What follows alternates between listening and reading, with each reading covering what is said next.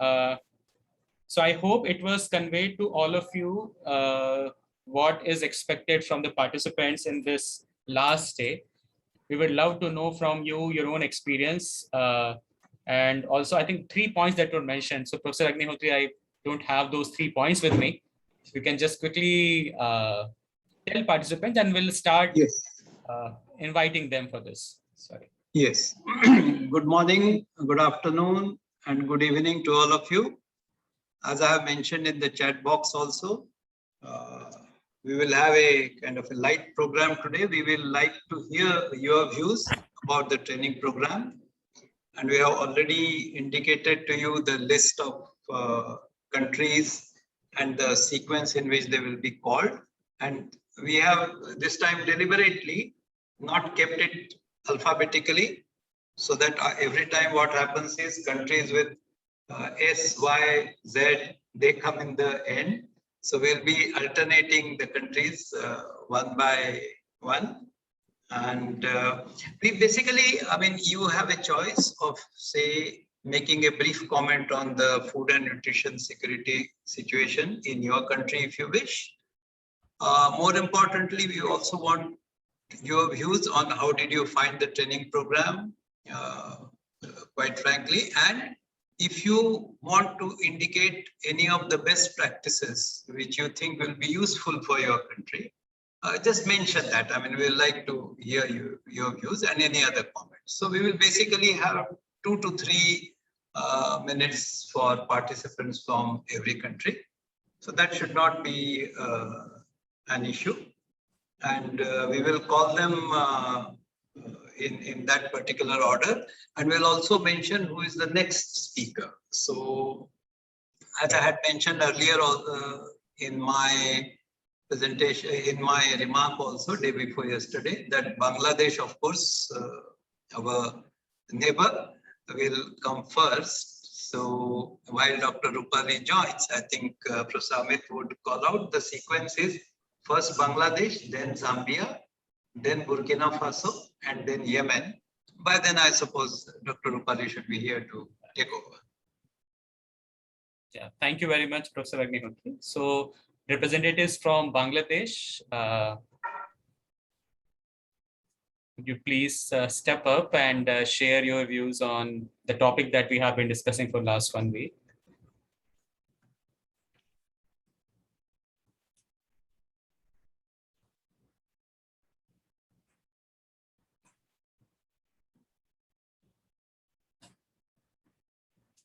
So we can see a couple of representatives from Bangladesh. So whether it is Mr. Mamun, who is a senior official, or Salma Begum, would you like to share your views, please? And you can keep it short if you wish. You can finish in 1 minute. That's fine too.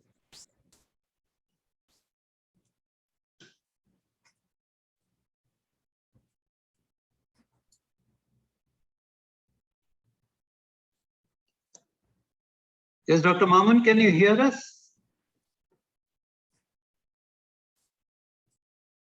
Maybe we can bring them first down. Let's begin with Zambia then.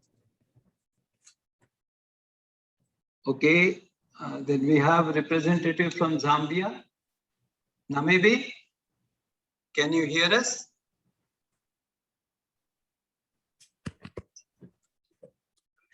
Hello. Yes, please. So welcome. Thank you so much. Are you able to give me a few minutes because I want to open a presentation? Sure. Yeah, just maybe you can go to the next one and then I'll let you know when I'm ready. Okay, so while you open your presentation, the representatives from Bangladesh, can they step forward, please?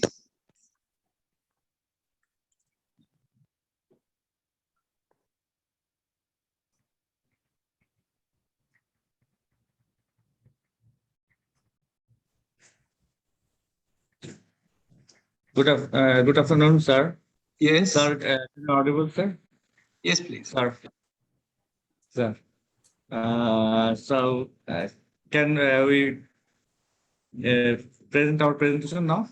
Yes, yes, If you yes. You allow. can Yes, make please. your brief comments. Thank you very much.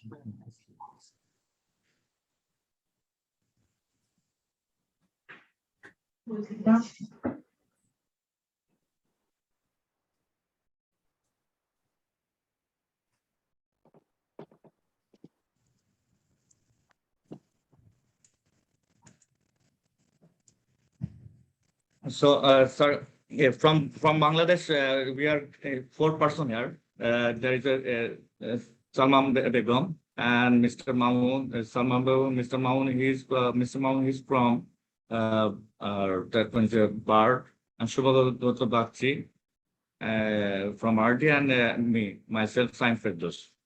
So from about from Bangladesh, the country paper presentation, you allow us to. We are grateful that one. So in Bangladesh, the in the front page there is also the flag is the color of our flag color is that type. So in the there is a green, and in the middle of the circle is the red. So in the if we are going to the other in the whole data, there is in the Bangladesh the area, total area, that one is the 1.130 million square kilometer, and the population, that means that now total raised that not 600 million, more than now, more. And GDP is that 6.6 now present, but in the COVID period, but previously that one 7.8. So that's the one is one part. And the largest CBC in the world is the in our Cox's Bazar. The Cox's Bazar is the largest CBC in our Cox's Bazar. Our national the flower is the water lily, and the national bird magpie also, that one. And the national fruit is that one is here also mentioned, and another one is the national our food habit. That one is a rice with fish. We so that fish, that one we also favorite fruit fish, that one is the ilish. India also know that one, ilish also is food, and that one, and another one is in the village people, they are also eat we are called that panta bhat, but in the what is the meaning of panta bhat in local language, the panta bhat? The meaning of the panta is that is the farmer of working that in the cultivation land, and in the night time, the night dinner time. So there is a rest of the food. So they also the rice, they also put water in the rice, put water in the rice, and the morning they eat that one. Maybe in India that culture also happen. So in the rural area that happen, but in festival time, every people in our country enjoy that one, that food also. We call that Poila Boshak that time. And our national food is the food is that one is the below side. That one is jackfruit. Jackfruit. We call it that one jackfruit, but in Bengali we call it that one katal, because there is that one is a every village, every area, that one, that fruit is a very nutritious food. And if there is if one that one is that fruit also eaten by more than six people. Engineer Saim, That's what. Engineer Saim, if I may just interrupt you, That's right. because we have a number of countries which will be talking about it. So just keep it short for 2-3 minutes. Okay, sir. So, sir. So our national dress is that for male, they also wear the pajama Punjabi, that one. Previously that wear also lungi also, but now pajama Punjabi, and the female they also wear the sari. The national animal is a Royal Bengal tiger. You know that famous Dr. Mohammed Yunus also get the Nobel Prize, and he also taking the another prize from Barack Obama that one previous time. So he's a renowned person in our country. So that's the first part. In the second part, that one issues of that one is the in the COVID time, the food condition, the what is that part also now. In the COVID time, what is the plan? I'm shortly briefing that one because sir, give me the only 2 minutes, okay, sir. In the COVID time previously, that one is our condition is very well. In the first of the time, our food crisis, there is no food crisis. Even government give initiative for the poor person to give the food. So every food they also taken from government side, and government officer also monitoring that one. So the lockdown first lockdown time, but the second lockdown, what happens? Sir? In the second lockdown, there is a problem happened that crisis happened in that time. Crisis happened that time also. So they not provide that type of papers also, food also for the who are the middle class member. Was middle class member. They are also facing the problem. They're mainly facing the problem. They're not want food from government side. They not want food from other rich men. So they feel shy. So government may make some apps. So call this number. So you get food in the night. Nobody know that one. That's happened in the COVID situation. Now our condition is better than that one. Food security is now better than now. But in the first wave and when the second wave came, so that's the condition happened in our country. And the last one is that. Thank you, Mr. The last one, sir. In the last one, I take sir. I'll take 1 minute, sir. In the last time, they also we also also provide all those that when is a food for the poor people, also garments, and our lockdown time is not already open. So we maintain also the that means maintain the hand definitely the food other hand sanitizer, all those things, and maintain and go to the job site. And skip the site also. There is also one thing that sorry, your training time is very good. So there is a focusing that the nutrition for that mother's meals, all those things also. But we also write up other papers. There is a food security. That means rice is in our country is the main food security. So in that purpose, we also make one later the one presentation. The food security that happened, we provide how to recover that one. That one is also covered the SDG goal 2 and also goal 6 about the food security. But nutrition part is another part. So we are also in the nutrition part. We also not cover in this research report, but in the food security part, nutrition part is that one another part. And overall, that one is sir. If that's the thank you, sir, for giving me the floor. No, thank you. Actually, Bangladesh has done quite okay in the nutrition side. We now have Zambia ready, and request is just 2-3 minutes presentation, please. Very brief because other participants also have to speak. So okay, are you able to allow me to share the screen? Yes, please. I'm failing to.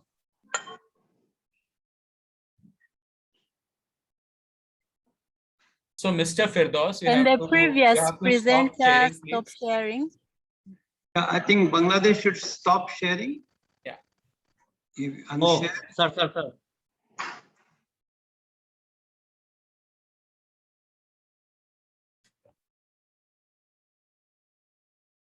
Is it okay?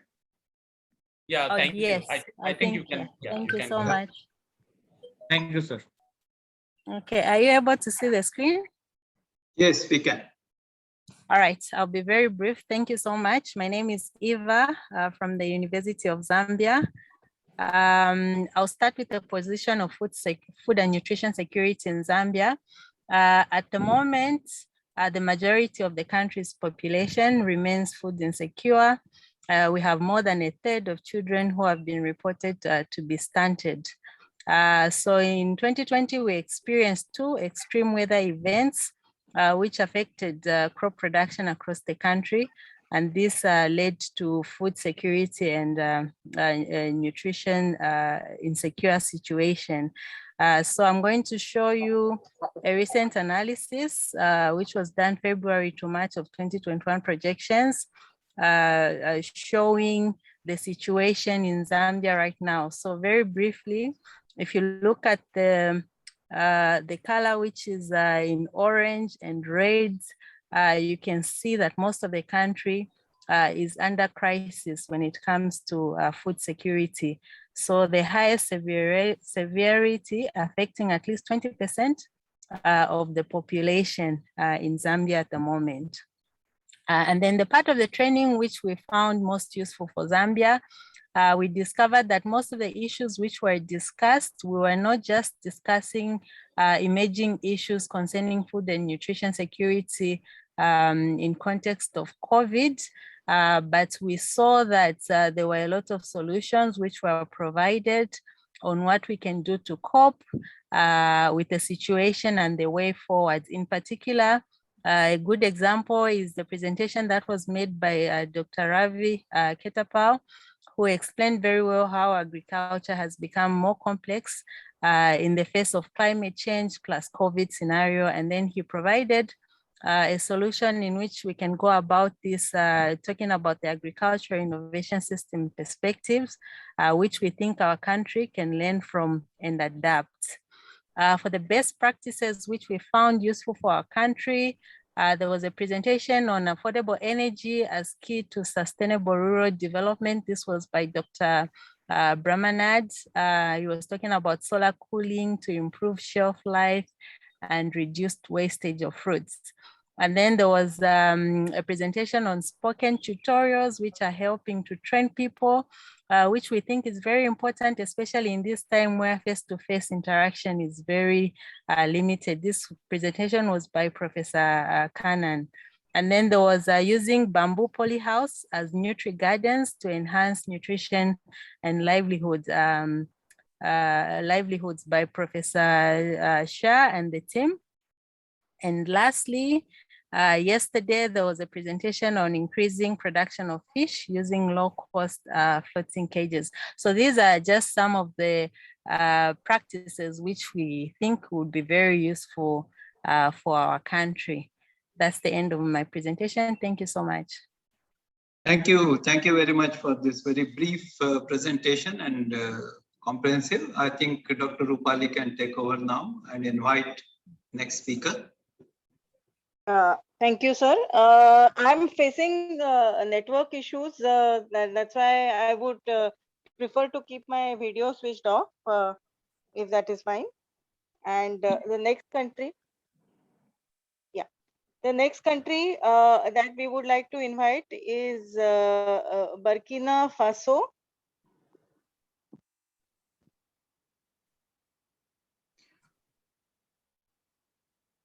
Anybody from Burkina Faso available?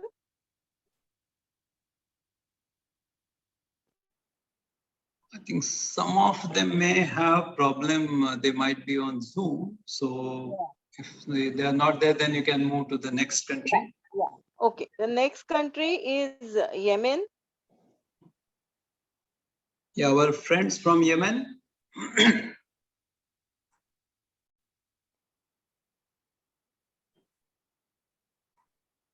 No.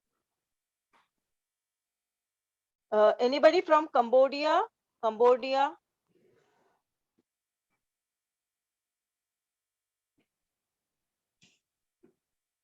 My request to everybody is be free. It is not a very formal interaction. You be be free, be brief, whatever you want to say. We value your opinion.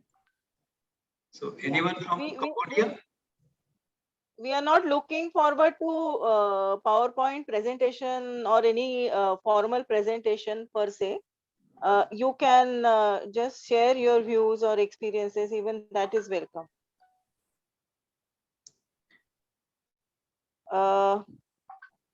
From Tunisia, Cambodia, nobody is around. Tunisia also nobody. Egypt. Yeah, Egypt, we have number of friends. So yeah, please step forward. May I request a representative of Egypt to come forward? I think Dr. Mohammed is there.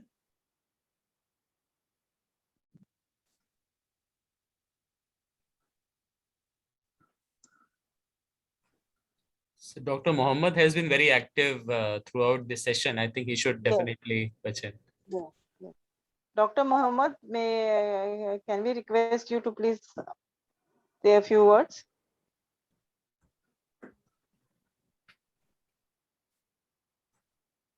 Can you hear us, Dr. Mohammed?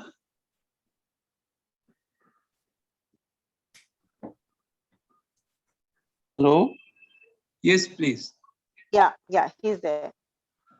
Good morning, everybody. Yes, good morning, Hello. Dr. Mohammed. Yes, Dr. Mohammed, good Listen. morning. Good morning. Sorry for I am not prepare presentation. No, please. I And mean, no, I you can't don't I have. can't share my presentation because I haven't a laptop. So I will No, please. give my I've told experience everybody. in. No Okay. presentation. Okay. No presentation is needed. Just give your 2-3 sentences. Just give what you thought about the training. That's all. Okay, No sir. Thank presentation. you. Thank No you. presentation is needed. Okay. Okay. Hello, everybody. I would thank AARDO and IITB for their efforts about this training program, online program. So I am Dr. Muhammad from Egypt. I am currently working as associate professor in Agriculture Research Center. And I will share my knowledge about food security in Egypt. Over the past decades, Egypt has succeeded in increasing the supply of food at the national level, but far less in addressing malnutrition, which remains one of the main challenges facing development. The consistency of both forms of malnutrition, over and undernutrition with micronutrient deficiencies makes Egypt face the triple burden of malnutrition, with what the entails of economic and human costs. Stunting low height for age, which is an indicator of chronic malnutrition among children is above 20%, and overweight and obesity show alarming figures among adults and are no the rise among children. Anemia, on the other hand, continues to be a problem of public health among children and women in childbearing age.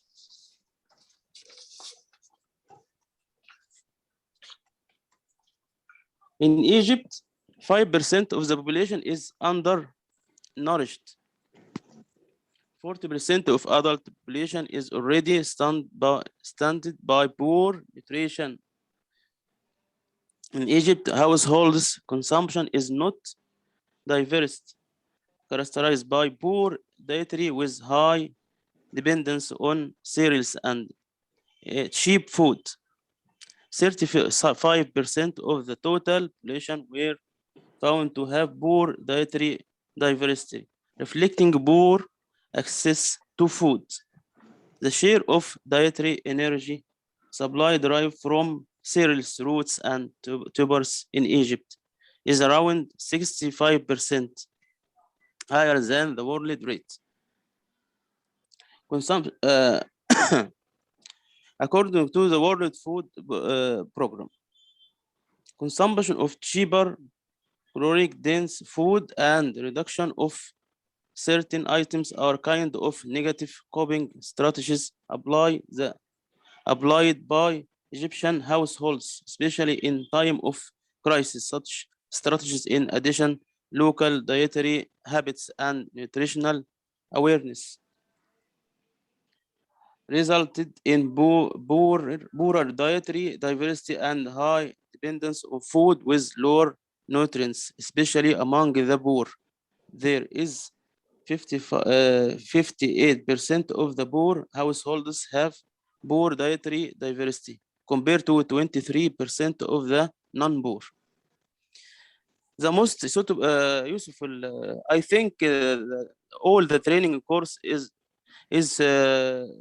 useful for Egypt case, but the good idea or the practice in the training course that the dehydrate some kind of crops like onion, because the hesitate of price of agriculture product price during the season. So we can use this technique in to stable the price all over the year. And thank you. Thank you very much. Thank you very much. Can we invite representatives from Tanzania to come forward? Our friends from Tanzania, I hope you heard your friend from Zambia, so and Egypt also. We don't want any Yeah. PPT. We just want 2-3 minutes observations. So, any friend from Tanzania?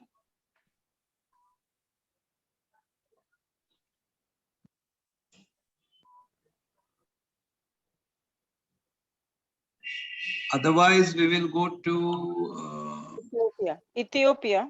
yeah, Ethiopia. Our friends have been participating quite enthusiastically. So, any participant from Ethiopia, please?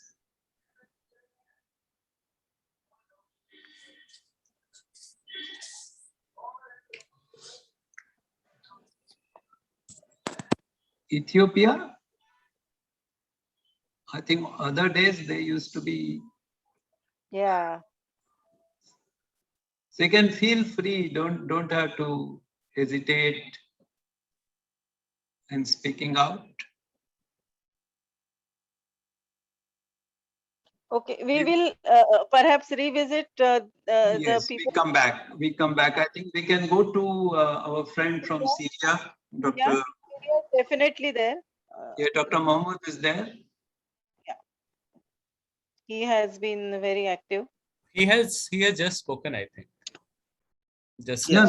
This before is one participant. No. He's from Syria. Dr. Mohammed, who has been asking us interesting questions. He was Good morning. Yeah, good morning, Dr. Mohammed. Good morning. Good morning. Good morning. Good morning, sir. In fact, I prepared a presentation in the earlier time before starting the training. I sent it to email, but I don't want to share this presentation, but I have some sentences for AARDO, please. Dear Manoj, Security General, AARDO, I'm writing all members of AARDO organization. I am writing this letter to thank all members of African Asian Rural Development Organization for wonderful seminars on food and nutritional security in a post-pandemic world that was organized from 14 to 23 September this year in an extremely professional manner. But all the information that shared about the food and nutritional security in a post-pandemic world gave us a new perspective to deal with the COVID-19 pandemic. Also, the material that provided and the discussions that we conducted were highly motivating. And what I personally liked about seminars was the graphics and photos that had created, which made it very easy to understand the concepts. I once again thank our organization on behalf of everyone who was a part of the seminars for making it a great learning experience for all of us. Finally, we look forward to attend the future seminars as well if possible. Sincerely, Dr. Muhammad Al-Hushan from Syrian Arab Republic. Thank you very much. Well, thank you very much. Thank you very much. We have, I think we have Darbo from Gambia. She has also been an active participant. So our Gambian friend, can you give your views? Yes, good morning. Good morning. May I please share my slide? Sure, please. Thank you.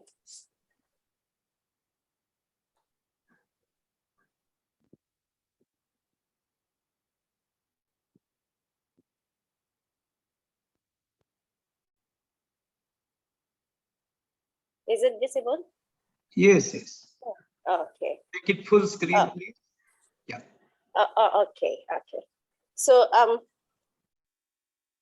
for the first part about the most useful part of this training, to be honest, I think the whole training was very useful, especially to us from developing countries, because we learned a lot, and all the professors were very experienced and they gave pretty good lectures. So I cannot say which is the best because I learned from all, but I like Dr. Rupal's presentation because she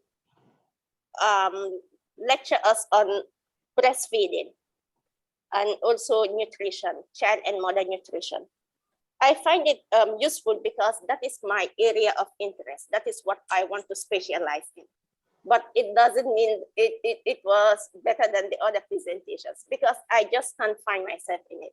And I think she did pretty well, as I am also looking forward to specialize in nutrition during my PhD studies. So Good. it's pretty useful. So I really enjoyed it. So, okay. Oh. Okay, about malnutrition in the Gambia. As you can see, this, a minute please, hold on please.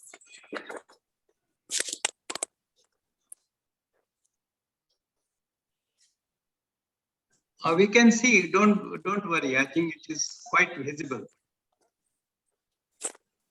Sorry about that. My colleague left her phone in the office. That's all. Okay. Yeah. Okay. About malnutrition in my country, like we can see from this chart here, the number of undernourished, number of wasting in children, stunned children, and mortality rate. So yeah, it is true that it has been on the decrease, but we still have cases in the Gambia. And when it comes to women in the Gambia, like about 50% of women in the Gambia are iron deficiency. So they are anemic to say. So it has to do something with the food, but unfortunately there is no enough research to show that data. So that's why I am more concerned in going for nutrition for child and mother to find answers to that. When you look at our food security status, like here, you can see the chart here, the graph here, we import more than we export. So basically, most of the food that is consumed here is imported.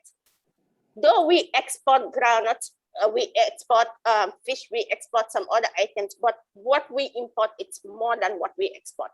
As you can see the difference, how like the difference is between these two.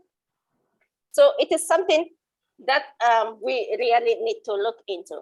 And as for the best practices, I like the solar cooling because the most vegetable growers in the country here are women. The women focus into vegetables more. So at the end of the day, they will grow their vegetables, but they will perish before they reach the market. Because transportation, it's a problem. Cooling system, it's a problem. Storage, it's a problem. So it's just difficult for them. And like processing, the number of food processors here in the country are not like, so to process food, it's a problem here in the country. So these vegetables, these crops end up perishing before they would even reach the market sometimes. So this is something I think if we have it, if we have the cooling system, like most women will benefit from it, as most of them are the breadwinners of their families. They grow vegetables, they sell vegetables to pay their children's tuition fees, to send them to school, and to feed themselves as well. So I think the cooling system will be a very good one, as they can keep the vegetables for a longer time. Thank you. Okay, thank you. I think my 2 minutes is up. Thank you Sure. so much. No, but thank you for your those kind remarks. I think they will be very helpful. I think we have friends from Sudan. I think we have Dr. Nehmat, we have Manda. I think any friend from Sudan?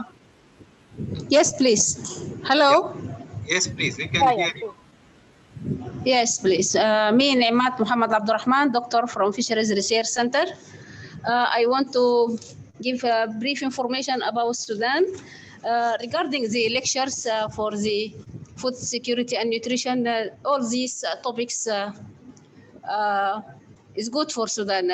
We benefit from it.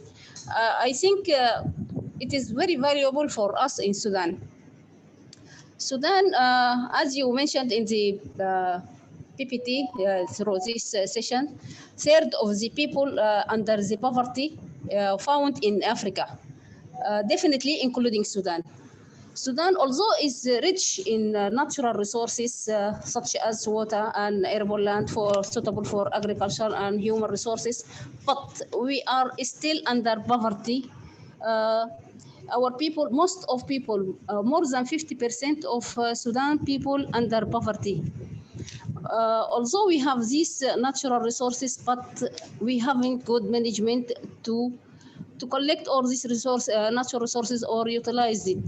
Although we have production and we have exportation, but still we are suffering from the poverty. Malnutrition is spread in Sudan, not alone from the pandemic or COVID-19, but also from the war and the political situation in the previous years. All those things combined to take Sudan under poverty. The lectures with most suitable lectures for us, the policies. Sudan have to follow the policies to utilize these natural resources and to come in track of overcome the malnutrition and to overcome all those problems which Sudanese people suffer from it.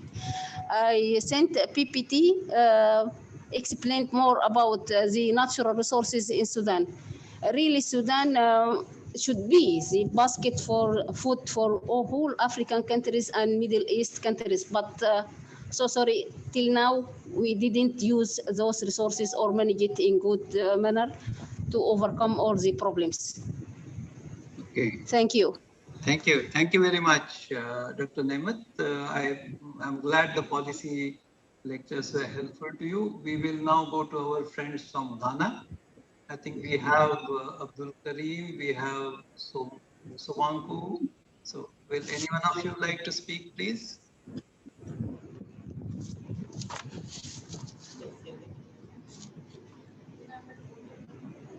You have seen we don't want any PPT. You can speak from your heart, no issues.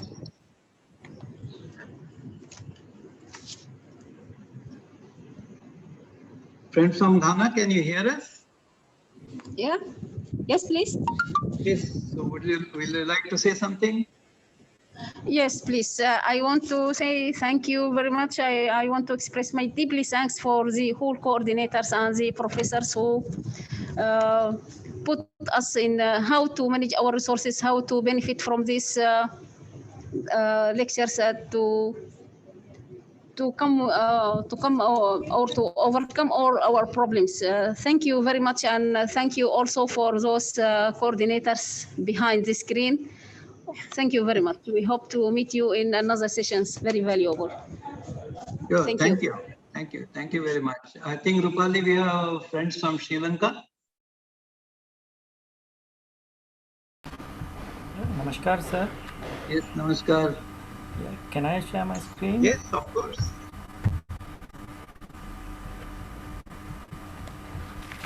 Is it visible, sir? Yes. Okay. Anything, please be brief. Okay. I'll try my best. Yeah. This is the content of my very short presentation. Yes. About the training, overall, idea of my group members, almost all the lectures are very useful, but according to my group decision, the theme of agriculture and food security is much related to our scenario. The two topics of emerging scenario of agricultural production and food security in the aftermath of pandemic and the COVID-19 food security and nutrition, both are very important things, and we had a good take-home messages. Yes, this is the scenario, the position of the Sri Lanka in the context of COVID-19. The effect of the COVID-19 pandemic transmit to food system through both demand and supply sides. Although crop cultivation activities were not restricted in Sri Lanka, mobility restrictions resulted in a shortage of manpower for labor-intensive crop cultivation and other food supply chain activities during the lockdown period. Accordingly, intermediary process for food manufacturing, including processing, packaging, storage, and distribution, were impacted with labor shortages arising from the island-wide mobility restrictions imposed during the period of quarantine curfew. Still prevailing the quarantine curfew in the third wave. Meanwhile, the post-harvest losses in perishable products increased notably during the lockdown due to the disruption of food distribution channels and closure of markets. Such supply side disruption drove up food prices drastically, impacting the vulnerable groups with less purchasing power, which promoted the government to interfere through various measures to mitigate the situation. Nevertheless, as depicted in this graph, food price inflation in Sri Lanka remained at elevated level throughout the 2020 and up to now, making food less affordable for low-income households and threatening their food security. Further, the disruption to international food trade due to pandemic was a major concern for food security in many countries. In the wake of the pandemic, several countries restricted food exports to ensure stable domestic supplies. Such restrictions challenge the food security of net food importing countries during the pandemic, depending on the level of importance of imported food items in a country's food consumption pattern. Yeah, thank you. Yeah. And this is the consumption pattern. We can see the biggest reduction in the consumption with more nutritious food such as the dairy products, meats, and compared to lesser extent of fruits and vegetables. This is promote. I think this can be shared. Yeah, I can share the government. Yes, Yes. we'll share it among participants. So. Yeah, okay, sir. The government promote the home garden program to ensure the domestic supply to ensure the food and security in Sri Lanka. Okay, thank you, sir. This is the home garden packaging. Okay, that's very good. These are the, thank you very much, sir. Thank you. Do we have any friend from Sierra Leone? Yeah.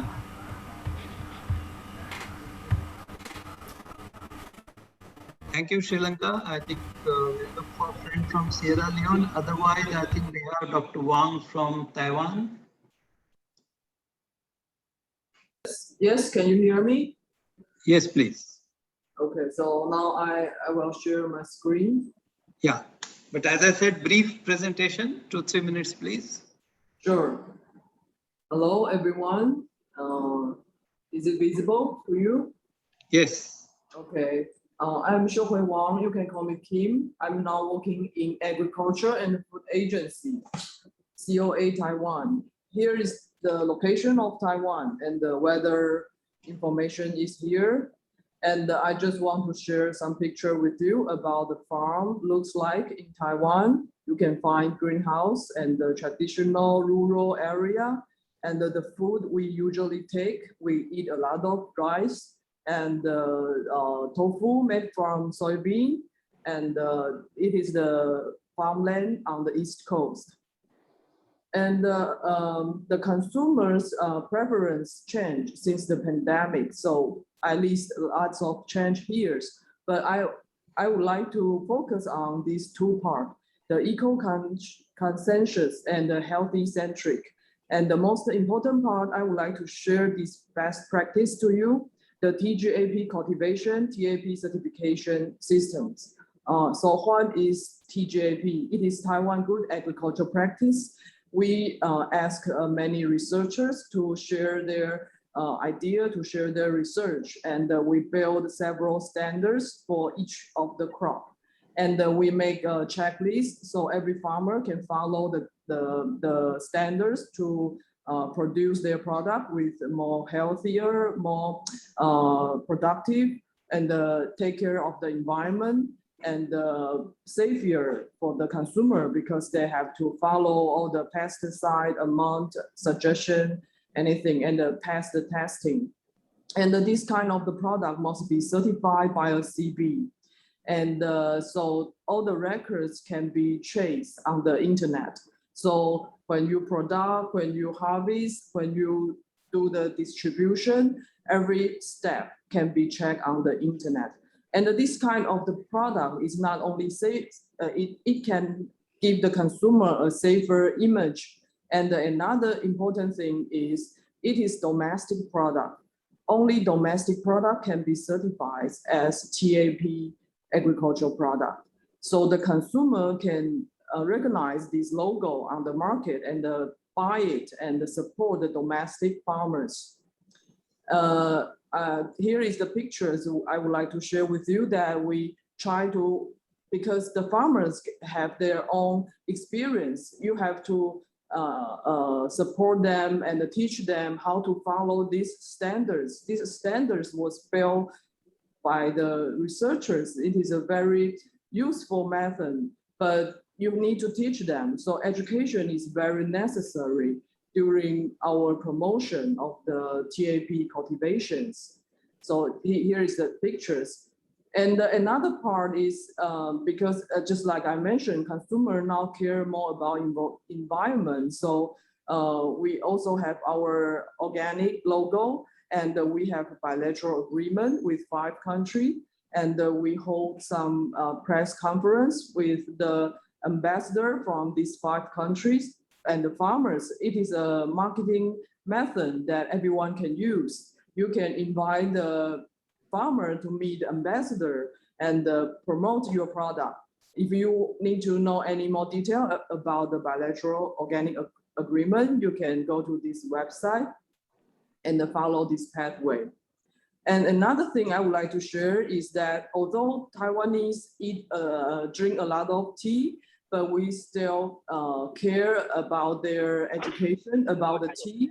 So I think everyone, you can, if you want to increase people, you want to change people's behavior, you need to educate them. Even in the in the sales market, you can give them some posts and let them learn more about the agricultural product, especially domestic or traditional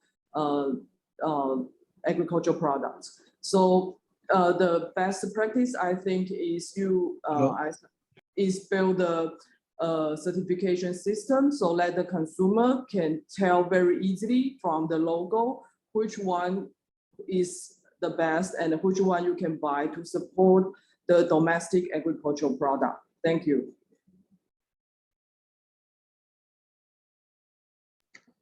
Thank you, Kim. That was a very brief presentation. Thank you very much. Let me also welcome Dr. Ashok Dalwai, the chief guest for the valedictory session. He had said he will drop in a little earlier also to hear what the participants are, some of them are saying.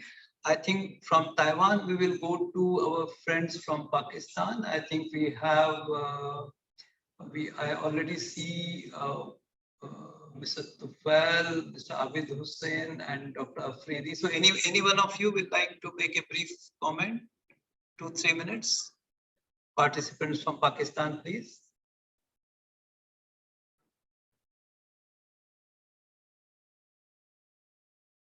Are you able to hear us?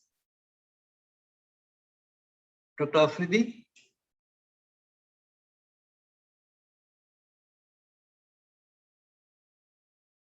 No, I think then we move on to the next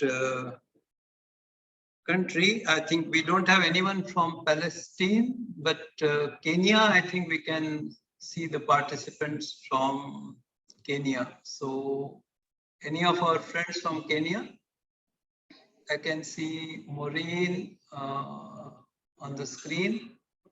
So would you like to say something?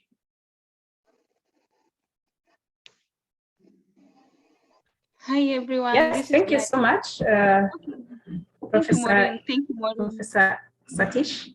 Yes, please. We are so grateful.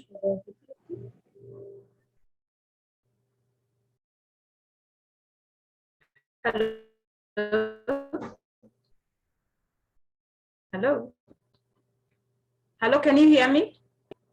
Yeah, we can hear you. You can keep your video switched off so that your voice is clear.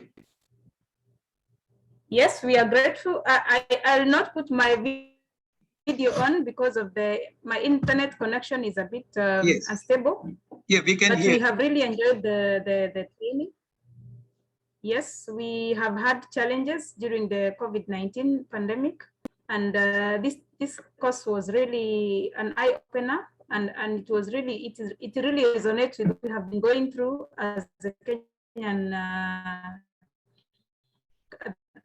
at the Kenyan community.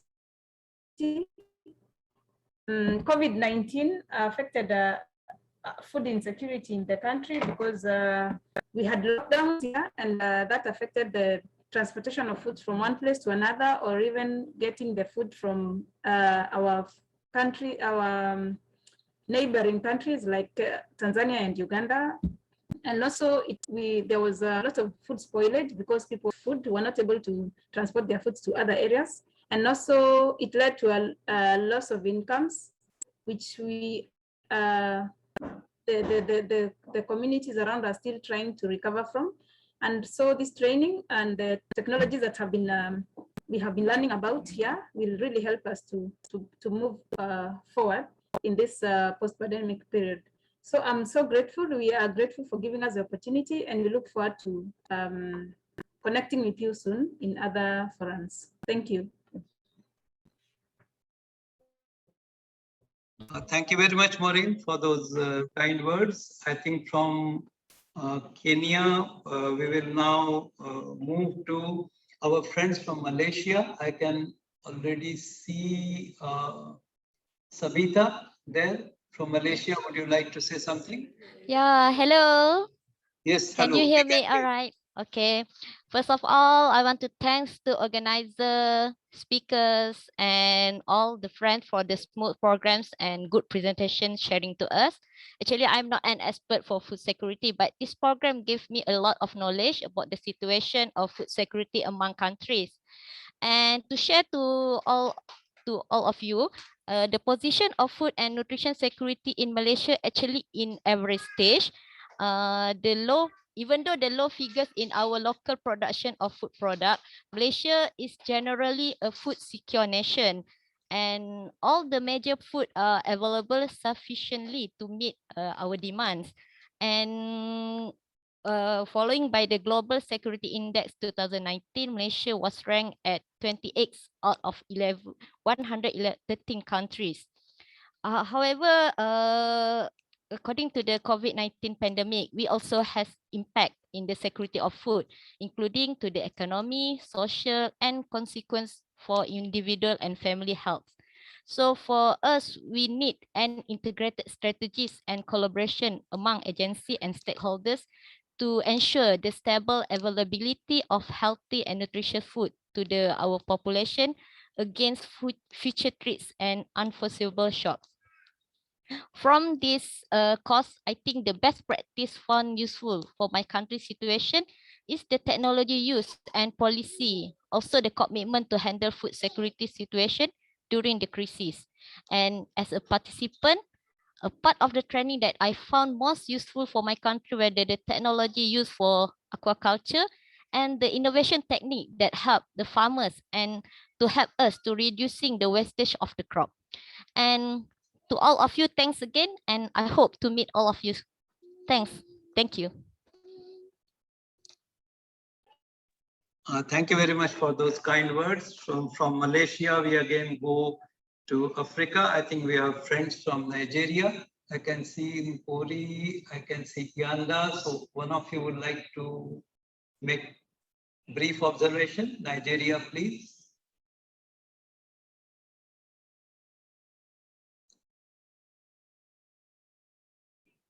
Come on, I think Nigerians are very, very enthusiastic. So what happened today?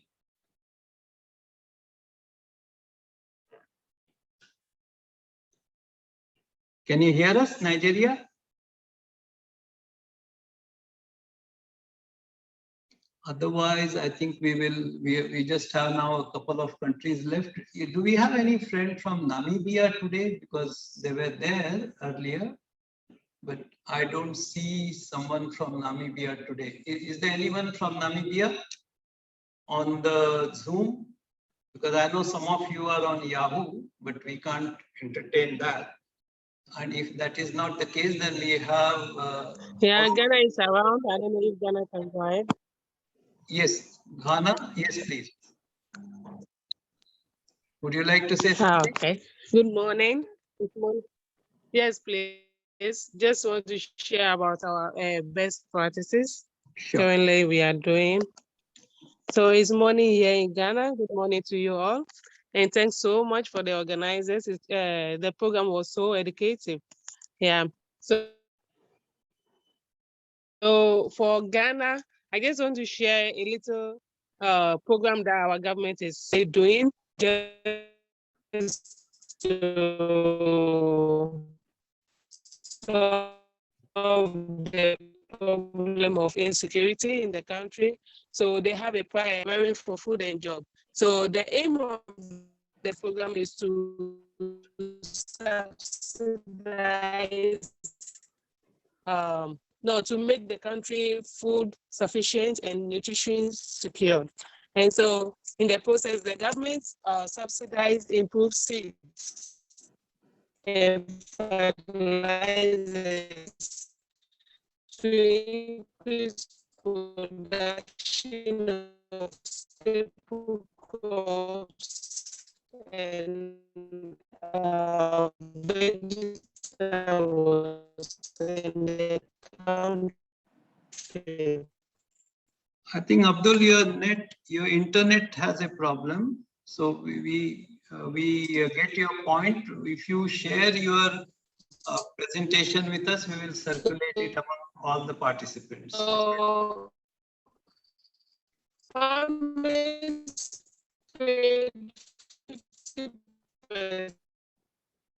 there's an internet problem, so I think we can skip that.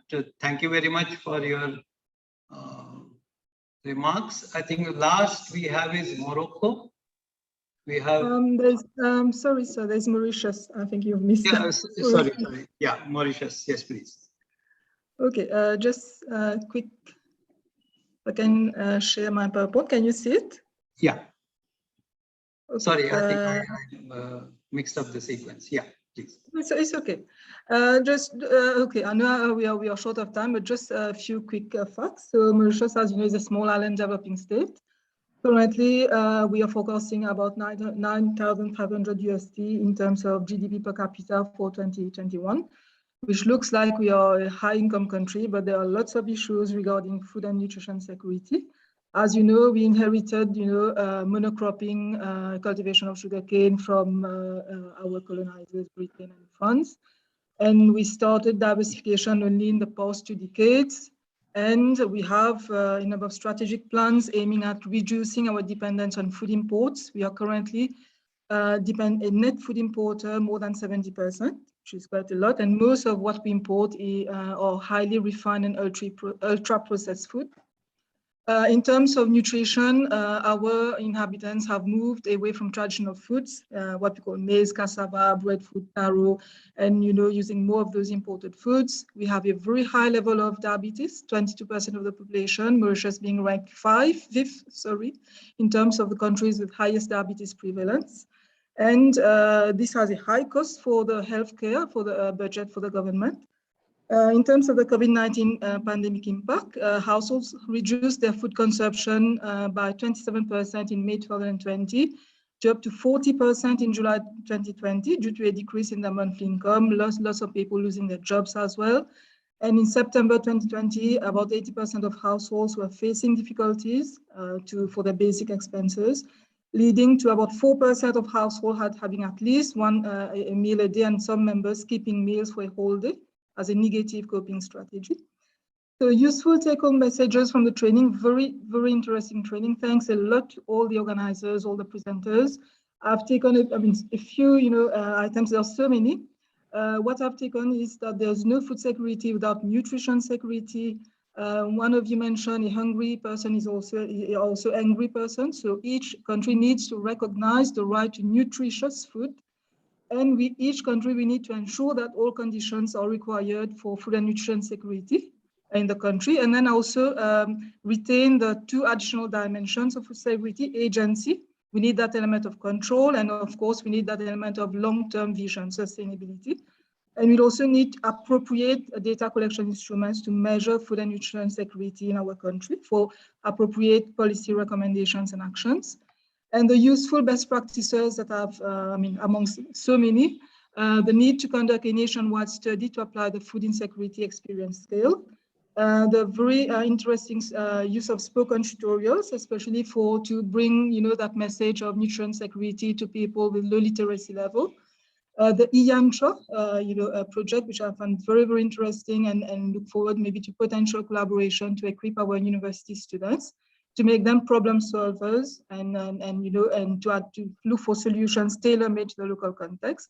And of course, yesterday, all these useful examples of low-cost technology like the solar dryer, the vegetable cooler, and maybe looking forward to potential collaboration with IITB on technology transfer to our Agri-Tech Park, which just looks like that. It's very at its basis.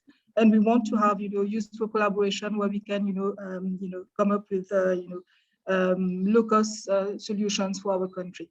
So thank you, and I just want to end on here and saying that the onus is now on us to move forward from knowledge consumers, as one of you mentioned, to knowledge creators, and more so actors for a more sustainable food system for our respective country. Thank you very much to everyone at AARDO and IITB. Thank you. Thank you, Brenda. My apologies for that slippage. I just want to check if we have the participant from, and we definitely look forward to a collaboration with Mauritius. We'll do it through AARDO. Thank you. Thank you very much. Do we have participant from Morocco? I think we did find Bob to be there from Morocco. Can you hear us? Yes, can you hear me, sir? Yes, please. Okay, so hello, this is Dr. Madiha Bahouk, horticulture engineer and plant biotechnology doctor. I work for the Moroccan Ministry of Agriculture. I would like to thank AARDO Sitara for this opportunity and also the whole team, which ensured the good progress of this training, as well as the doctors and professors who intervened. For Morocco, and like other countries, has been negatively affected by the pandemic in terms of food supply, since it depends to a large extent on imports, but not as severely as others. Morocco is par excellence a country. So, but we are witnessing a poor distribution of wealth, poor nutrition due to bad eating habits or supply problems, more than a shortage of food. Also, there is the problem of the purchasing capacity of the population, which has been deteriorated more and more with the COVID, with the losses of employments and the dearness of the products. All interventions were interesting. Interventions of Professor Nitya was relevant as well as that of Professor Kaji Arya, and I'm sorry if I say the name. Yes, that's all right. That's Professor Kavi Arya. Yes, we get it. Okay, thank you, sir. So solutions and alternatives in case of disaster must not worsen the socio-economic situation of citizens, and our skills must be trained and be capable of finding solution and not just executing. So thank you again one more time, and I hope you stay healthy. Thank you, sir. Thank you. Thank you very much. I think with that, we are coming just to an end. We have one request from our friend Abid Hussain from Pakistan. Abid, you're welcome, but just confine your remarks to say a couple of minutes. Is that okay? Okay, sir. Abid, are you able to hear us? Yeah, please. Yes, can you hear me? Yes, please. Hello everyone, it is Abid Hussain from Pakistan, working as a scientific officer in the food and nutrition security. I just wanted to come here to say thanks to the AARDO and the organizers from India and the notable speakers that spoke on the food security in the post-pandemic world. This pandemic has affected every country in the world. Pakistan is also among them. Although Pakistan is food surplus country and series of good harvest has meant that the food availability in Pakistan is high, but that access to food to the poor and the others has been affected, especially during this pandemic world. In this pandemic period, 40 to 50% of the country population has faced the food insecurity. And overall, Pakistan also has among the moderately high food insecure country. That means 20% of the country population is food insecure. Yes. Pakistan has some highest malnutrition rates in world, particularly women and children. And equally alarming is that the stunning rate is high, that is 45%. That places Pakistan 124th position among the 132 countries. So this training on the food security, food nutrition and security also has importance to for Pakistan to utilize this opportunity to increase or use their all resources to increase this alarming level in this current situation. So again, in the last, I would like to thank all the participants and AARDO and the organizers coming here. Thank you. Thank you. Thank you very much. We also had a comment from participants from India saying, what about India?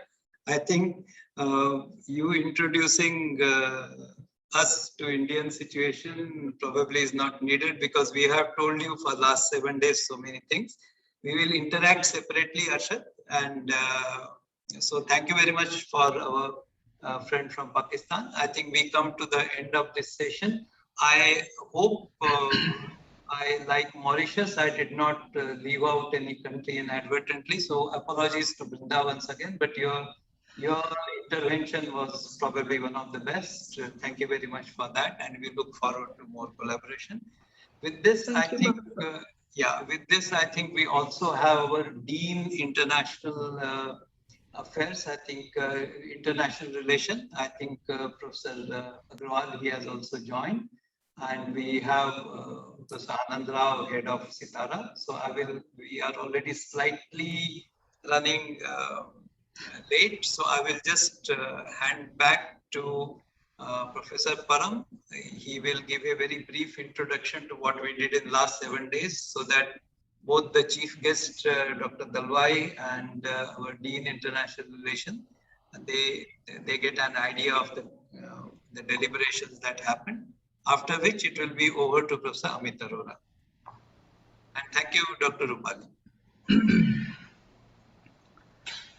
Yeah, thank you, Professor Agnihotri. Yeah, last 6-7 days, trainees have seen me glowing face and laughing, but today I will be little bit low because yesterday I took my COVID second dose and it started kicking in since morning. So little bit dizziness is there, but I will try to do justice with the responsibility given to me to recap the different types of very interesting talks happen in this training program, particularly to our valedictory session speakers, Dr. Dalwai, Professor Amit, and then Dr. Behra.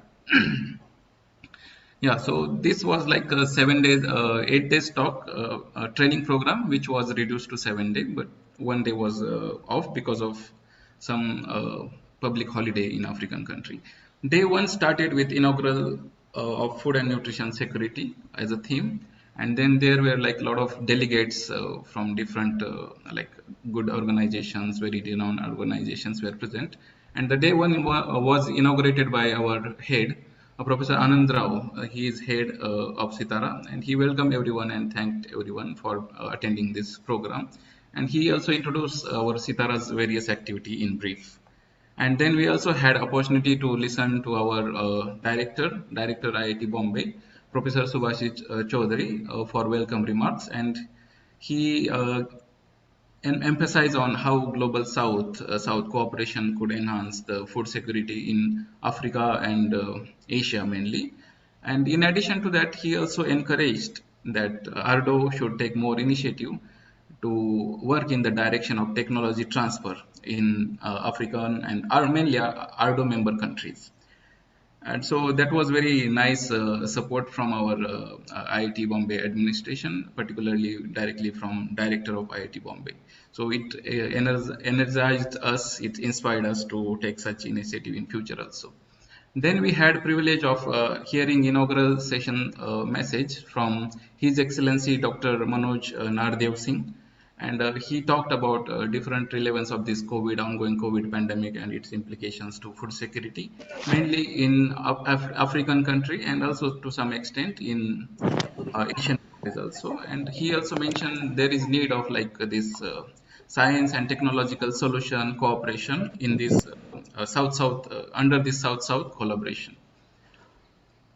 And finally, the keynote speaker, for which we were waiting to hear very eagerly, gave very enlightening talk about this world food security, climate change, coping during post-pandemic. And we really had a privilege to hear Mr. Bishwa Parajwali from World Food Program. He is country director of World Food Program in India. And he mainly talked about global food and nutrition security to set up the context, and also talked in the direction of impact of COVID on mainly food security and other SDGs also. Briefly discuss about challenges and opportunities. And as pointed out by many members here, I think on the first day itself, Professor Amit Arora said that that was the catchy line, hungry people are the angry people. And that was mentioned by someone presenting the best session from best practices from Mauritius. And that line is very catchy one, and that he emphasized that this is the food security is the most essential for having this regional or national peace. And with that background, Professor Agnihotri expressed his vote of thanks to all the delegates who talked and started the inaugural session of this training program. And yeah, this was the first day, but then second day started with actual teaching or training program or enlightening different participants, not only AARDO trainees, but also the whoever, like including me and other professors or my colleagues here, brainstorming and discussing on the different impact of this COVID on agriculture and food security. So we had privilege to hear Dr. Ravinder Kumar Khedrapal also, and he is executive secretary of APARI based in Thailand, and he gave talk on emerging scenario of agriculture production, food security in the aftermath of pandemic, and that was very interesting to discuss there, because I was one of the moderator, and then I also started asking many questions and bringing up new context in the perspective. And the second speaker of that day, Agriculture and Food Security, was Dr. Ray Yu Yang from Taipei, FFTC, Food and Fertilizer Technology Corporation. I'm sorry if I'm missing that pronunciation, or long form of that, FFTC. And then she is also a faculty in National Taiwan University, Taipei. And she gave a very interesting talk on COVID-19 food security, and the security context and policy context was covered by Dr. Khetarpal, but she also took it forward in terms of nutrition, showing a lot of good images and maps of data, and a lot of frameworks were also presented in that session. Then third day was mostly devoted to nutrition security, where we had privilege to invite Mr. Robert Johnston, who is nutrition specialist at UNICEF, based in India, I think. And then he gave talk on nutrition and food security through COVID-19 pandemic, mostly in Asian context and Indian context. And it was very interesting to learn about that UNICEF framework on this nutrition security. Followed by that, our adjunct associate professor at Sitara, Dr. Rupal Dalal, gave a talk on nutrition security, mostly for young children. And that was also interesting to hear nutrition perspective also, because most of us are here considering the food security aspect, but nutrition security has given the less emphasis in research also. So that was very enlightening to hear about this nutrition security conceptual framework in this third day of training program. And then we had real field experiences from Dr. Ratna Rajathar, who is also a technical consultant with Sitara. She gave very interesting talk about this local food security, how we can, food and nutrition security, how we could use simple locally grown food to enhance the micronutrient content of the food, and it could be used for fighting the child or maternal malnutrition. And followed by that, Dr. Dripta, she is a postdoc researcher at Sitara, IIT Bombay. She presented a comprehensive literature review of effect of COVID-19 pandemic on food and nutrition security. And that was also very interesting to listen different authors and their perspective on COVID-19. The fifth day, there was no fourth day. That was like adjusted in subsequent fifth, sixth, and seventh day. Half of hours of session was extended there. So the fifth day was about food and nutrition security. Again, more emphasis was given on nutrition in this session, and that is for children up to 3 years of age. Yeah, under 3 years of age. And here we had a privilege of hearing Dr. Arun Gupta, who is also affiliated with the Breastfeeding Promotion Network of India and World Breastfeeding Trends Initiative. And he talked about food security for the first 2 years and first food systems, breastfeeding and complementary feeding. So it was very interesting to see all this fortified food, milk powder and formulas. And that was also coming with Dr. Rupal Dalal. Again, she gave second presentation, but that was about field experiences, and that mostly talk about infant nutrition. Then followed by that expert talks from IIT Bombay, we presented best cases, and that was also mentioned in experiences by the trainees just in previous session. So in this session, Professor Kannan Modgalaya, who gave one presentation on national level skill training through spoken tutorials, and he also showed many of the video tutorials and how it is being developed at IIT Bombay, and there was considerable scope for collaboration or transferring this whatever this spoken tutorial methodology they have developed to other countries also. And then last two best presentation for this day 5 were from Professor Kavi Arya, and who talked about e-yantra, how these young people from different background, like bachelors or high school people also, can be engaged in technology development. So that was very interesting to hear in this best practices session. And then moderator Professor Narendra Shah of this day's session ended this session by giving his talk on experiences of using bamboo polyhouse and Nutri Garden concept. So there were quite videos also played about this one, just to give the glimpse of different types of technological innovations happening at Sitara IIT Bombay. And then this policy related research or disaster context, which was also my favorite one, 6 and 7. that came into picture after day 6, and we had also the privilege of inviting Ms. Sujata Sonik.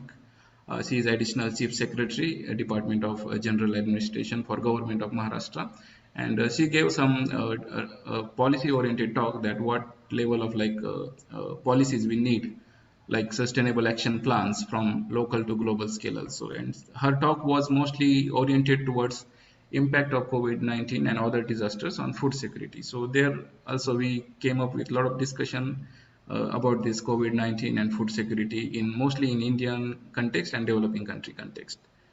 And we also had one of the speaker for the day 6 was Professor Nitya Rao. She is a professor for gender development in University of East Anglia, Norwich, UK. And she gave her talk on impact of the COVID-19 pandemic on developing effective policy responses. And also her presentation was presenting gender view of the issue here.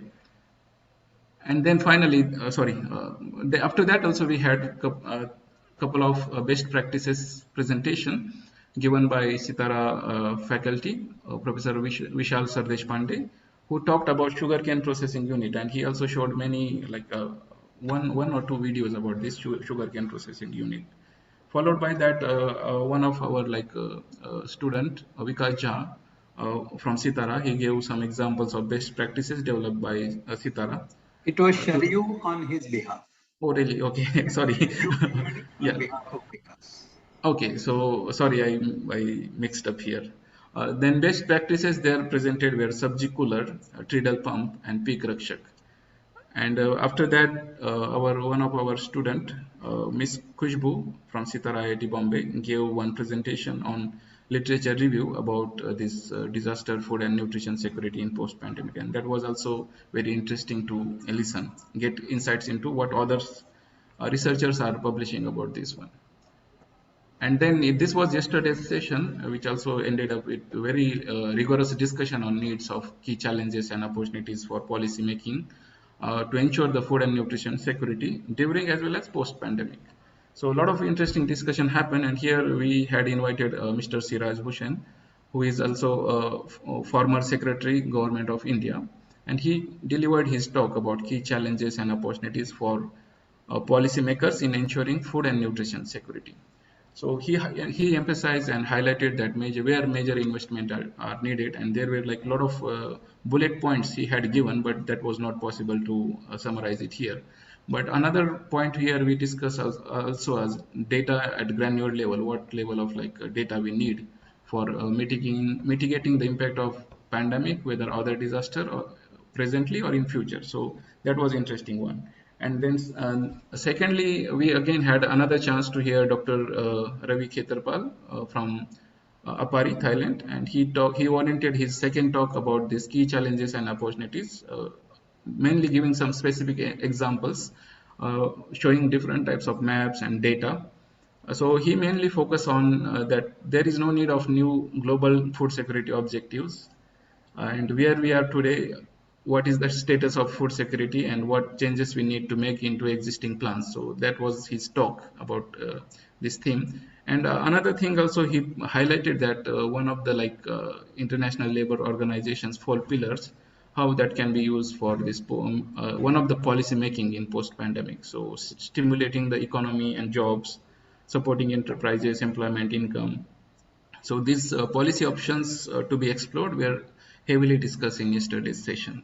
And yesterday's session also was followed by 4 best practices sessions given by Dr. Rupali Khanolkar. She works with RUTAG at Sitara IIT Bombay, and she talked about many practical cases of these best practices, and some of them are also mentioned by the participants or trainees when they were giving feedback on this. So floating fish cages for inland aquaculture was also discussed there. Then HIDA decortication machine, then surface water tank using natural fiber so to ensure sustainability of this infrastructure. Then Chironji decortation machine, this kind of different type of products. And one of the thing I also notice here, I had not noticed it before, is that portable system to lift a cow. So that was also a very interesting presentation or best practices example presented by Dr. Rupali Khanolkar. And then again, second time, Professor Vishar Sardesh Pandey, who had developed this technology for turmeric processing. He presented his best practices under that theme. Then finally, Professor Amit Arora, who talked about climate agnostic onion storage structure and gave a lot of design specification and applications of that climate agnostic onion storage structure. And finally, this was like a best practices of the yesterday's session. Concluding was about treadle pump and gel kund as best practices developed by Sitara IIT Bombay and Rukart under Rukart. Yeah. So I'm sorry if I have missed someone because there was like only 10 minutes and I had 15 slides. So I was in rush, and if I'm missing or mixing up something, then I'm sorry for that. So over to Professor Amit about this one. So thank you very much, Professor Parmeshwar. I think you have aptly described, or you have concisely presented what has happened in last 7 to 8 days. I hope everybody has got the message, got the essence of overall training. So thank you very much once more, Professor Param. Now we are moving towards the real valedictory session that we have been waiting for. And we have our chief guest with us, Dr. Dalwai. Also, we have Professor Amit Agarwal, Dean International Relations, IIT Bombay, and Professor Anand Rao, Head Sitara. So I warmly welcome Dr. Dalwai, Professor Agarwal, and Professor Anand Rao in this valedictory session. So what I would do is of course, this is something that is sort of an Herculean task to describe what Dr. Dalwai has done in his career, but I'll just read out something very quick so that participants will know who is talking to them. Okay, so Dr. Ashok Dalwai is a CEO of National Rainfed Area Authority, Ministry of Agriculture and Farmers Welfare. He has had illustrious career in development administration, where he has implemented several reforms in the rural agrarian sector. Dr. Dalwai has held several important positions in the state government. I would not name them, but I think the most important one for me and for most of us in India, most of us know him before meeting him through his contribution as a chairman of Committee on Doubling Farmers' Income. So that's very, very popular committee report, which is, I'm sure, whoever is there in agriculture sector, he or she must have seen this report. Very, very interesting. He served as the Deputy Director General of UIDAI, which is Unique Identification Authority of India. I mean, to be able to understand this, essentially, it's like a social security card. Not exactly, but I think this is something that gives a unique identity to us. It's called Aadhaar in India. As a head of technology center with the responsibility of developing and deploying state-of-the-art technology in biometric enrollment, that's what he was doing there. So I very happily invite Dr. Dalwai to address the participants today. Thank you. Professor Agnihotri, you want to add something before that? That's perfectly okay. Yeah. Dr. Dalwai, please go ahead. Yeah. I think the best is to say namaskar to everybody, so many people across the time zones of this continent. So I prefer to say namaskar in the Indian way. And then, of course, thank IIT Bombay for giving me this unique opportunity, which I deem it a privilege to be associated with this international training program for the Afro-Asian Rural Development Organization, country members. And I know that this invite has come to me because you're kind, but more importantly, is I have my own senior in the service and my own mentor and well-wisher, Dr. Professor Satish Agnihotri, who's made it possible for me through you to be here. So let me, over the next half an hour, that's what has been indicated to me, share with you my own thoughts on what we need to do in the post-pandemic with respect to the food and nutrition security. The emphasis would be that we have been extremely disaggregated, absolutely building walls among different disciplines, different thought processes, etc. And therefore, to discuss about the post-pandemic, it would be appropriate not to digress and myself be a deviant by not talking about what was the situation in the pre-pandemic and what happened during the pandemic period.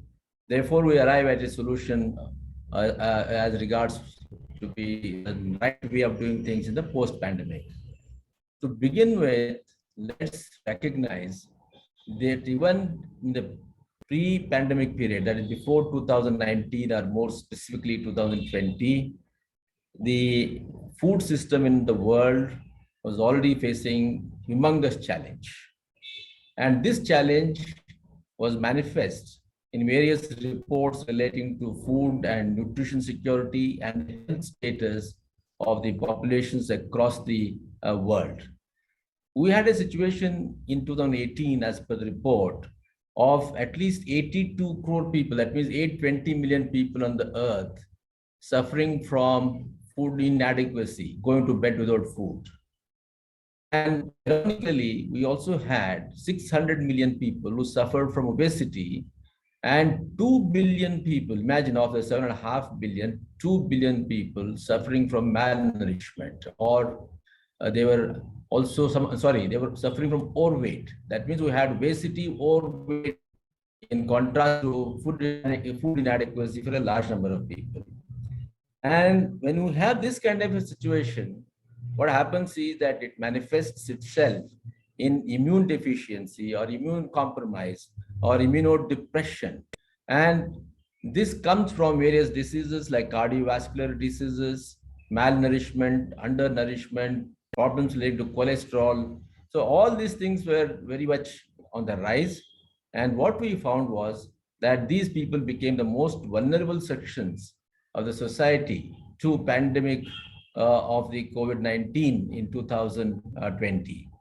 The other issue in the pre-pandemic period was that not only was the agriculture system, which was supposed to generate the food and nutrition security, not meeting its goal of ensuring health-related food and nutrition security, it had also compromised on the sustainability factors.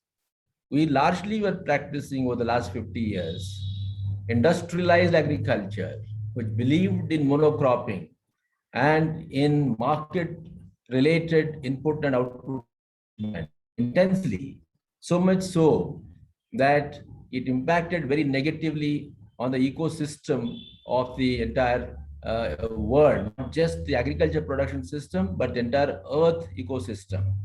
So more specifically, we saw the depletion of water tables in a situation where already water was becoming a problem. We saw situations of fertile soils losing their organic carbon, so important for maintaining the biological life, particularly the microbial life under the soil in the soil profile. And then we saw the soils turning acidic, alkaline, and also saline, which meant that these lands are a large part of the arable land was being converted into barrenness, infertile, not capable of supporting the agriculture production system. And more importantly, because of the monocropping system, industrialized system of agriculture, we had little respect for the biodiversity, little respect for maintaining the support systems in terms of forests, pasture lands, grasslands, shrubs, coastal zones, water bodies, and all components that are organically linked to one another. So this was a situation already in the pre-pandemic time, and slowly and steadily a thought had been rising already in the minds of the people, the thinkers, particularly the experts, and not necessarily the policymakers, that we needed to do something to address these issues. Now, coming to the pandemic period in a way has been a problem, but every problem, as we say, is a challenge. And then further, every challenge gives us an opportunity to make changes, and therefore it's so now the pandemic period in a way was a stress test for all that world has done relating to food and nutrition security. What pandemic period has shown us? That a large number of people who already were vulnerable, were already disposed to vulnerability related to nutrition deficiency, and became so much vulnerable that we had to lose millions of lives in this modern era. It only manifested the failures of our food production system. When all of us had already thought that more or less were produced enough and that there is food security, but what the pandemic period has shown that it is not so. That there were disruptions of supply chain and all side issues. But the crucial issue is that pandemic period showed up a crisis, a crucible of crisis in which we saw our own face of failure. And why has this happened? Now, yes, governments were able to respond across the world. They ensured that even when people wanted food, they were able to meet the requirements of food for a short period of time. But this is certainly not a sustainable approach. We were able to respond to those kind of crisis situations only because we are all depending upon the family ornaments that we had saved for decades. But now, are we capable of similar response if we have another kind of a crisis? And the crisis could be not just necessarily from one particular virus or one insect or one pest. It can come from many sources. It could be unpredictable. It could come from climate change. It could come from biotic stress, abiotic stress. There are innumerable sources that can actually throw up huge challenges and throw us all off the guard. So in that particular sense, we must be thankful. I'm sorry I'm using that particular word, but then every crisis actually shows us the mirror of what we have done, what has gone wrong, and what we need to do. Now, this particular period has shown that we have not been following a cogent ecosystem approach to our policy formulations, to the research and development, and the business practices or organization of the civilization in general. After all, if you look at civilization as a system that builds some structures and systems to meet the requirements of the human population, then we would say that we certainly have failed. And that failure, according to me, comes from the fact that we have fragmented the entire thought process. We have, for example, not seen that human health is not exclusive by itself. It is not mutually exclusive with any other system. Everything is so organically linked. Take, for example, the concept of One Health. One Health does not mean health of human beings alone. It is the health of human beings, health of the cattle, health of the wildlife, and health of the ecology. Only when we realize that there is an organic link among these four components and many more components which I may not have shared, only then would we be able to appreciate that our intervention, whether through science or technology or policy or governance or through capacity building of people, is then wholesome and comprehensive. So according to me, this pandemic period has really shown us the failure. Now moving forward, what do we really do in the post-pandemic situations? Now, before we go to that post-pandemic situations, a bit of time I would like to spend on what would be the economic situation that has emerged as a result of the pandemic. All of us know that all the countries in the world experienced negative growth in 2000, 1920, and 2021. And the next 4 years, for which there are some estimates, the advanced countries are not likely to grow beyond 1.5 to 2%. And among the emerging economies, including India and China, they are expected to do better. Like India is expected to grow at around 6%, and China at 4%. But most other emerging economies, including Russia, Brazil, may still grow only at 2, 3, or 4%. But what happens to those developing countries, which are now in the third category? At least 60 countries are not expected to recover from the damage that has been caused to their economy by the pandemic, which only goes to show that not only have we already eaten our savings, in the absence of our capability to raise more resources by robust economic growth, then the ability to absorb future shocks may be not as strong as we had. I think that's one particular thing we must all keep in mind. And using this particular economics likely scenario as a link to what we should be doing in the post-pandemic period with respect to the food, it would be appropriate to understand what the food system is. Because so far we have talked of food system only in terms of production. And we have reacted to the food deficiency that existed 50 years back across Africa and across Asian. And the reaction was to adopt any kind of a technology which brought us higher productivity and therefore filled our food baskets. But then what we really did not look at was a balanced approach to ensuring food security. And food security meant only carbohydrate security. Today, most countries are actually producing more of carbohydrates through the cereals, but less of proteins, less of oil fats, less of micronutrients. It means that various dimensions of agriculture production system actually have not been taken into account at various aspects of the intervention required. So now in this particular situation, we must look at the food system. All of us know that 2021 is a very critical and a crucial year. In fact, this year we're going to have a large number of international conferences and conventions which are going to throw light on the food system.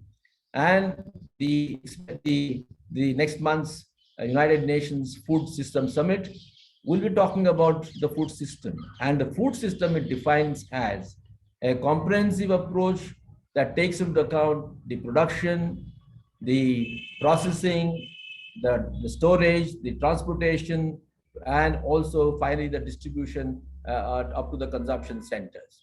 So if food system is an activity that comprises several sub-activities, and we have not looked at those organic linkages of one activity to another in a logical manner, in an organic manner, it's not surprising that we failed during the pandemic period. We had a situation where half the globe came to a standstill, which meant that the docks at the ports were empty, the flights were stranded at the airports, the railways were stranded, the road transport had gone berserk. So ultimately, the transportation of food was not happening, or transportation of non-food commodities was not happening. Restaurants were closed. The farmers had to face the brunt of the inputs, particularly like fertilizers, etc., where most countries import from a few other countries. So what we saw is a supply chain disruption in respect of both inputs and output management to the disadvantage of the farmer producers and also the consumers. We had a situation where the consumers were behaving, of course, erratically because they expected that they may not get food and they bought so much that they started hoarding it, but then they realized later on it was not necessary. These are all issues that happened as a reaction, and certainly they're not going to happen possibly again, knowing that we're capable of managing it. But now, what I would like to suggest is that the response to the crisis that we experienced would be to first give up that silo mentality. The silo mentality of dividing based on specialization, what people like Adam Smith talked about, the necessity for specialization, division of labor, etc., may have been good because it only talked about achieving efficiency. So that tells us that the system we have followed in the food and nutrition system is that we have adopted a production system without reference to ecology and sustainability. We adopted marketing system purely based on efficiency without reference to other attendant things. And we have looked at other aspects of agriculture system without reference to biodiversity. In result, we have lost a lot of biodiversity, and that is going to be a big threat to sustaining the food system in the long run. So the way forward is that we now they have defined what the food system is, and we're seeing that the folly of disaggregating the different components of the organic whole is not in our interest or not in the global interest of sustaining food and nutrition security. We must now look at food in relation to its cousin. And what are those cousins I would like to share with you? First is that food has to be looked at in relation to the health of the people. Secondly, food has to be examined and practiced in relation to the ecology in system. And the third one is that food has to be seen in relation to decentralized participatory approach. These are the three things that I would like to highlight. Now, coming to the first one, that food and health are important, as has been manifest very strongly, is that the people who were most vulnerable were those who had lost immunity, who were immunodeficient, and that was because they had not been eating properly.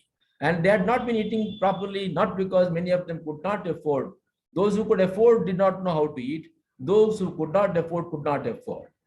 While the FAO has defined food security long back in terms of availability, in terms of accessibility, in terms of affordability, what we saw was we had availability of carbohydrates, but we did not have availability of proteins and fats and other kinds of nutrients. Now, if people need to eat micronutrients in adequate quantity through fruits and vegetables and milk and meat, etc., what we have a situation is the fact that they are not available in adequate quantity is shown by the figures most countries in Asia and Africa throw up.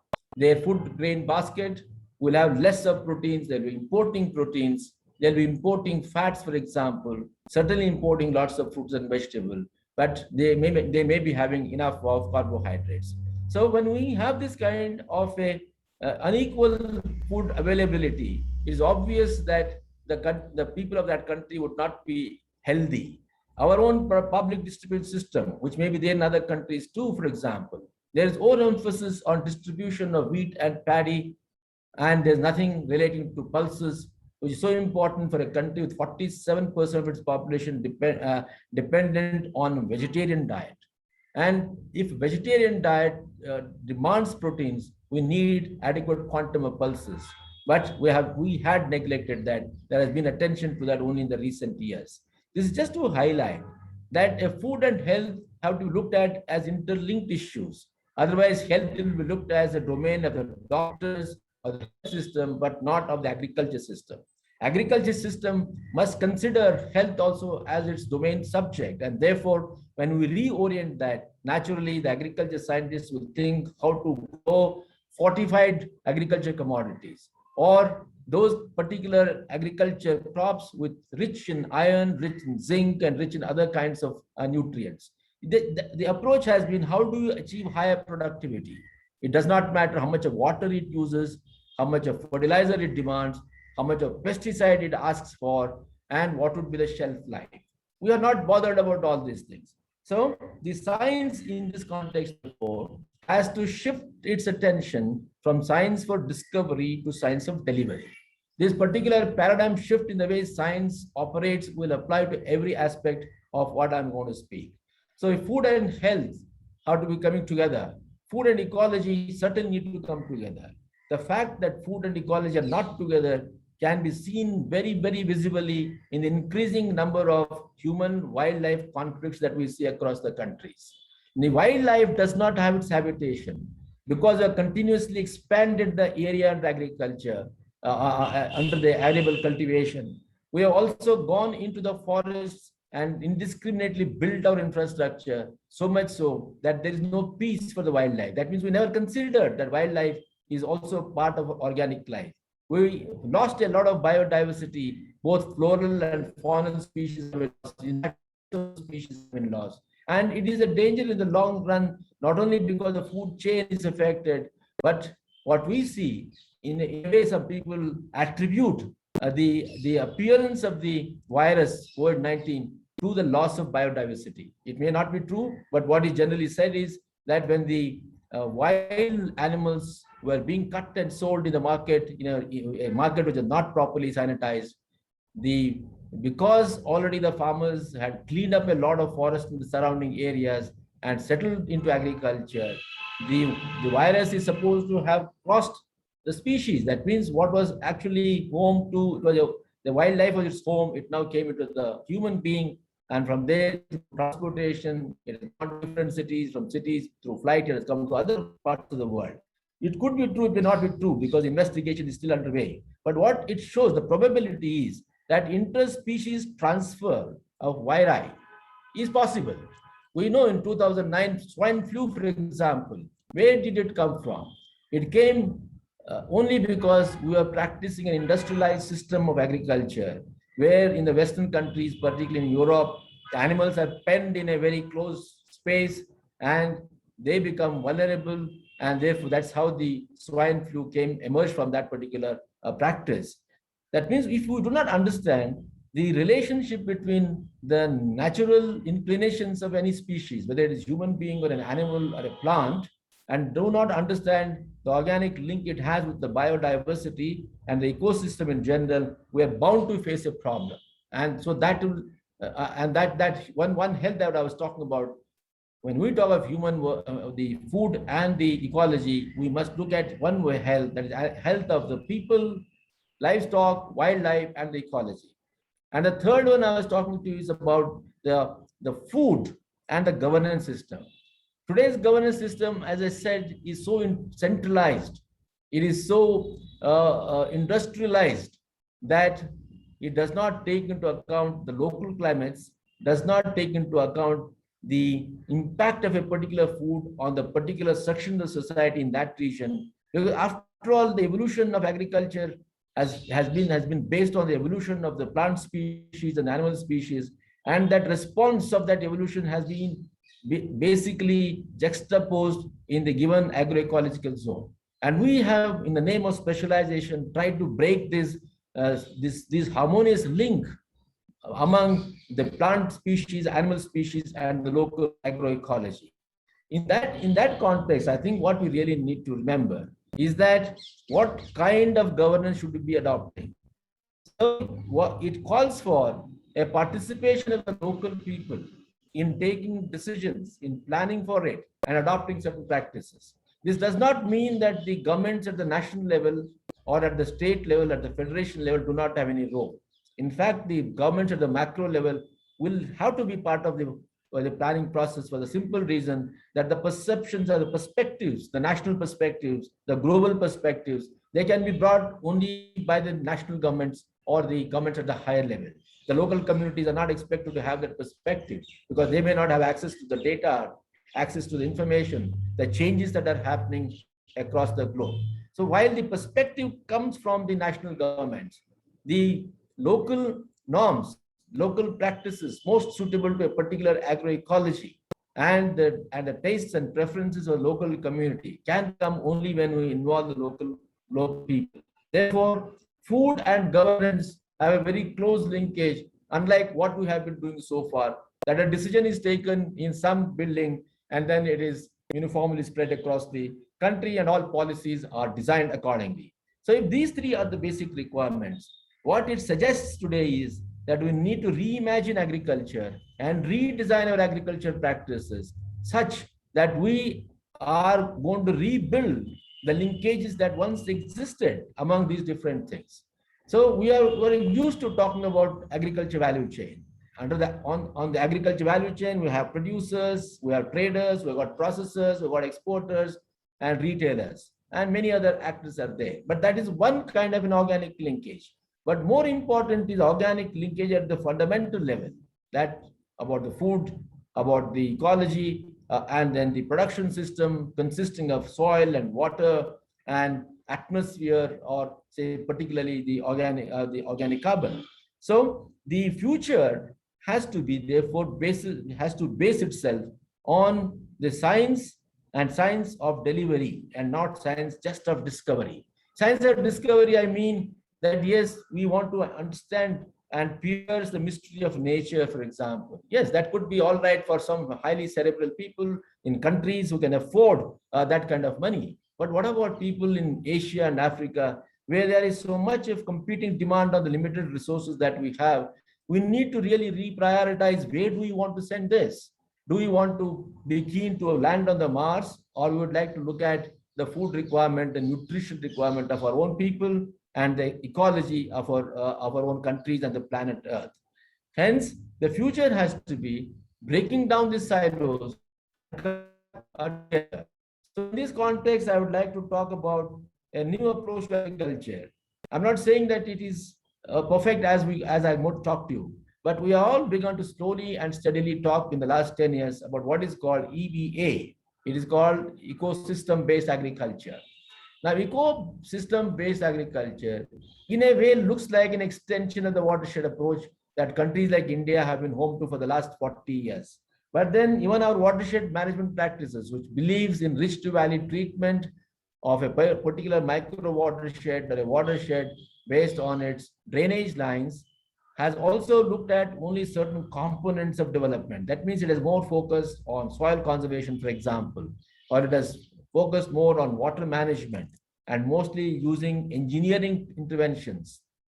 So engineering treatments may be good, may be required, but then engineering treatments at the cost of biological treatments have brought us not the good results that we really expect. So watershed is one thing, but going beyond watershed, when I'm now speaking about the ecosystem-based agriculture, what it really means is that it looks at a few basic elements and then addresses the food system, food production in the food system. These things include, the first thing is the resilience of the people. So that means in the food system, we're looking first at the resilience of the people. Second, resilience of the agriculture production system. Third one, we're looking at the resilience of the general ecosystem. And the fourth one is respect the local culture and the tradition. One may wonder, is culture and tradition a part of the food production system? Yes, it is. That's what our COVID-19 pandemic has shown. That because we had not respected this harmonious linkage, we have had a situation where there has been a vulnerability. So the ecosystem-based agriculture also takes into account the local customs, tradition, and cultural practices. And then it is looking at economic empowerment of the rural community. When I talk of economic empowerment, that means it is looking at the purchasing power at the micro level, at the individual households, because that alone gives them that resilience and strength to withstand, negotiate the likely risks that may come. And of course, finally, that the governance which we were talking about, that the food system under the EBA looks at a model governance system based on decentralized governance, decentralized participation, and of course, in consonance with the larger perspective that the micro level governments will actually bring. So if ecosystem-based agriculture is the way forward, and it has been tested in a few countries and it has served well, but then how do we scale it up? And I think that's the answer. When we're talking of post-pandemic new food and nutrition security, to scale up such systems which have been tested at pilot level and have proved useful and advantageous, how do we actually scale up? Now, scaling up will happen based on, first, of course, a policy, because every time, ultimately, in nations which are governed by constitutions, policy is the only lever that we have to actually scale up the good practices at the micro level. So whether it is possible for us to reorient the policy formulation in all these countries, I think that's the basic question. If we are able to understand the need for organically harmonized systems of food production, then naturally the policies have to change themselves. The policies that all of us have adopted in Africa and Asia are based on the Western model of specialization linked to monocropping. When monocropping happens, naturally the diversity is lost. Naturally, we lose a lot of species. We lose fertility. We cannot sustain. And what we are seeing in our own country, in India, for example, in the food basket of India, the Indo-Gangetic plains, on account of monocropping over the last 40 to 50 years, the marginal rate of returns on investment have been falling drastically, which means that for every 1 unit of increase that we want to achieve in yield, the hardware in terms of fertilizer, water, pesticides we need to throw is becoming more and more. And this is not sustainable for the simple reason the cost of production goes up, the farmers cannot get good returns, and therefore it is not an incentive for farmers to remain in agriculture. So we will be creating a vicious cycle of high cost of production and low returns, and therefore not a profitable proposition. So which means that if we want to sustain it in the long run, we need to have a more ecologically sound agriculture production system. But the counter argument to this is that can we produce enough following an ecosystem-based agriculture, which means that we are going to have organic cultivation or conservation agriculture or natural farming or a balanced nutrient management approach. Yes, certainly we may not be able to do it as science stands today. So once again, the problem goes back to the domain of science. The science in the last 50 years has had only one hypothesis. I give more inputs, I get more yield. I extract as much as possible, and the belief that the resources of the Mother Earth are inexhaustible, that the ecosystem will not react, will not respond. But what we have seen now, green revolution technology showing that ecosystem is throwing back a challenge to us. The production system is throwing a challenge to us. So what the science has to do is, can we have high yields? Can we have nutritionally rich yields? Can we have long shelf life based yields based on new science? What kind of new breeding technique is required? What kind of crossbreeding or genetic breeding, whatever kinds of new technology you want to adopt, how the scientist has to have a new hypothesis that my delivery demands today ecosystem-based agriculture. My delivery now is a demand from the consumers that I want nutrition and not just carbohydrates. From the people across the globe saying that I want a long shelf life commodity so that it can transact across the distance and space and time. So this is a new challenge of science. So in the post-pandemic, the agriculture research systems of all the countries have to reimagine, redesign, and reorient themselves to write these new hypotheses, lay down new objectives, and then start conducting their research. And the business practices accordingly also. When we are going to now build the supply chains today, yes, they are weak in the rural sector, but wherever they are very strong, they're also mostly based on just-in-time practice. Now, what has pandemic-19 shown? That when we have a just-in-time practice, as in case of resource use efficiency in industry sector, there may arise a situation where a particular pocket in a country may not have adequate food or nutrition. And the community may be so vulnerable that if we are not meeting the nutrition requirement for a few days or a few months, then they may become more vulnerable. Hence, the science, according to me, has to change itself totally, and we must go in for a science of delivery in the post-pandemic situation. And the other point that we must keep in mind is to deploy more of digital technology. Now, digital technology found its use during the pandemic period we saw. It's not that it will substitute the physical movement totally, but at least it minimizes.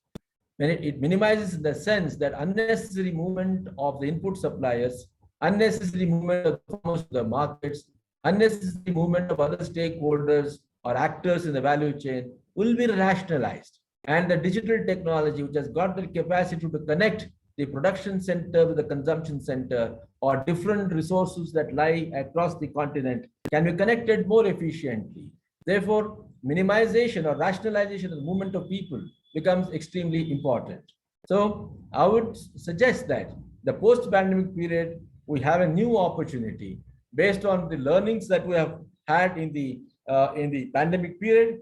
And therefore, now the global community, as it sits down in this particular decade, to rewrite some of the new approaches, have to keep in mind the food system based on sustainability. This is the decade which is supposed to be the action decade for achieving sustainable development goals. We adopted the new sustainable development goals in 2015, and already we have spent 5 years and 6th year is running, but we are still nowhere near realizing those things, at least not in a halfway house. For example, relating to agriculture, reduction of poverty, zero hunger, energy efficiency, water use efficiency. There are at least 6 points in the SDG 2030 that relate directly to agriculture, that relate to people, relating to their nutrition. So this decade is supposed to be an action decade. That means we need to re-emphasize on what we're going to do to achieve the sustainable development goals. It's talking of health, and I said health is related to food. We're talking about the now advancing action for the UNFCCC, United Nations Framework or Convention on Climate Change. So what are we going to do about that? The Paris Agreement. And then, of course, there's also going to be a convention on the biological diversity. So if all these things are now going to be reworked in this particular decade, we must tell the global leaders that we need to look at food system on a sustainable basis as organic linked system. So I think an opportunity has certainly arisen for all of us to not rest on the laurels of a rather false notional laurel that would achieve food security on this earth. We said the data is actually belying that. So I would say, I would end up, friends, by saying that this is an opportunity for us. Every challenge is an opportunity. So this is an opportunity for us to rethink, to reimagine, redesign our entire production system around the nutrition. But I'll be failing in my duty if I do not refer to other mandates of agriculture. Because agriculture production, yes, it is primarily or ethically, morally meant to produce food and nutrition for the growing population. It is also meant to produce fodder for the livestock. It is also meant to ensure that other aspects of the civilization are taken care of. So in this particular context, the need for climate change mitigation, climate change adaptation become very important. So I'll close my topic with this particular thought on this, that in the last 250 years, based on extractive practices of fossil resources, we have added to the greenhouse gases more than what would have happened naturally. The quantum of greenhouse gases that are being emitted from industrial system, automobile system, from the agriculture production system itself have now gone beyond control, and therefore we have the climate change and the weather extremes, etc., that we're seeing. So can we now shift the basis of our industrialization to renewable form of resources? That means a biologically controlled system of agriculture or forestry, which can grow and regrow on a renewable basis. Can the commodities grown in the sector become the raw material for the new industry? That means we move away from fossil-based, non-renewable resource utilization to renewable utilization, that agriculture commodities can become the feedstock. And that takes us to bioeconomy and a circular economy. So I think a bioeconomy wherein we can produce agriculture production-based biomaterials, biofuels, bioenzymes, and all other kinds of bio-based requirements for the new civilization will be more renewable. The advantage is we're going to find new markets for the agriculture produce, and therefore the farmers who need to benefit from good market, competitive market, good income will stand to benefit. Second, the greenhouse gas emission will be checked to a great extent because we are not going to extract the fossil resources the way we have been doing it indiscriminately. And third, of course, that it is going to be not end of term use of resources. It is going to be a virtuous cycle. That means it's going to be a circular economy. So I think this pandemic has given us that opportunity to remandate the entire agriculture system of all the countries around food and nutrition production, around raw material generation for industries, for generation of employment and income, because employment and income will go together. It is not possible for agriculture in our countries to shift all the manpower to industry. It's not going to happen as happened in the Western society in the 19th century or in the 20th century. So we will have to find jobs for our own people.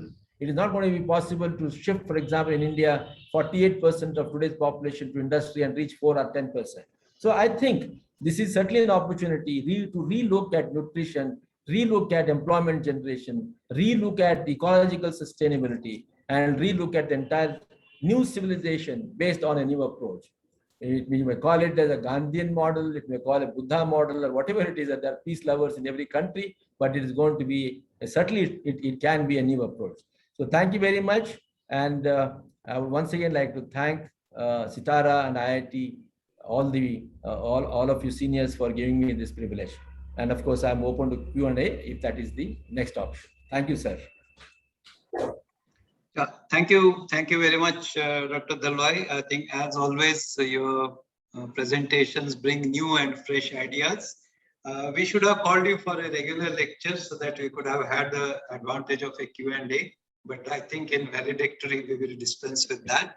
But I'm sure our faculty and even the participants may like to get in touch with you one-on-one. So if you permit us, we will put your talk as well as your contact ID on mail so that they can get in touch with you. So if I have your permission for that, then we will. Yes. I think I'll request Professor Amit now to introduce our Dean International Relations. In fact, it is in the fitness of things that the Dean International Relations, Professor Amit Agrawal is here for the closing session, because we are looking forward to a deeper interaction with some of the Afro-Asian member countries of AARDO through AARDO's good offices. And I think that, that's something which we can look forward to, what IIT can offer to member participants. So over to Professor Amit. Okay, so good afternoon, everyone. And so namaskar. I mean, it's really a pleasure to be here. I have been listening to some of the talks, and it's really wonderful to see all these talks and activities. And the summary that Professor Param had presented gave a very good overview of how things have transpired in the last few days here. So let me just say that my office here, we look at the international relations, and we are happy to forge any new ties, new relationships with international universities. This is one of the activities that we do. We look at basically promoting interaction between faculty of various institutes, and it could be like not just institute on the other side, it could be like an industry, it could be other type of partners, that international partners that is interested in engaging with IIT Bombay. So our office tries to facilitate those sort of engagements. So we have student exchange program, we have faculty workshops, research workshops that happens. All these activities helps to again connect people, get to know each other. Then we have a lot of MOUs that get signed appropriately so that we can take some of these activities further in an appropriate way. So these are some of the things that our office does. We also have essentially welcome foreign students to our campus. So we have good number of presence of foreign students, and quite a few of them essentially also comes from the African countries. So we are always happy to have more of these. There is a lot of opportunities. I think there are a lot of funding and a lot of other opportunities that the students can avail if they are interested in studying at IIT Bombay. So, I mean, one thing which we sort of see is that the student coming in, like for example, from Africa, from any country, any other country, it brings in so much information about how things are happening in his country, in his or her country. And that enriches our local students in a lot of different ways. So this is a very useful interaction for us that happens. And IIT Bombay, being one of the best institutes, has a lot of really nice things to offer to the student as well. So it becomes a very useful relationship, something that can be really nurtured over a long time. And again, just to sort of say that how can this be possible? So there are a lot of funding opportunities that exist. So there are scholarships that are provided by Indian Council for Cultural Relationships, that is ICCR, under the Ministry of External Affairs. We also have Study in India program being funded by Ministry of Education. So these ministries and these programs provide a scholarship for students who are interested in pursuing higher studies, especially at the master's level and the PhD level. There are also several or limited scholarships which are provided, fellowships which are provided by the institute also.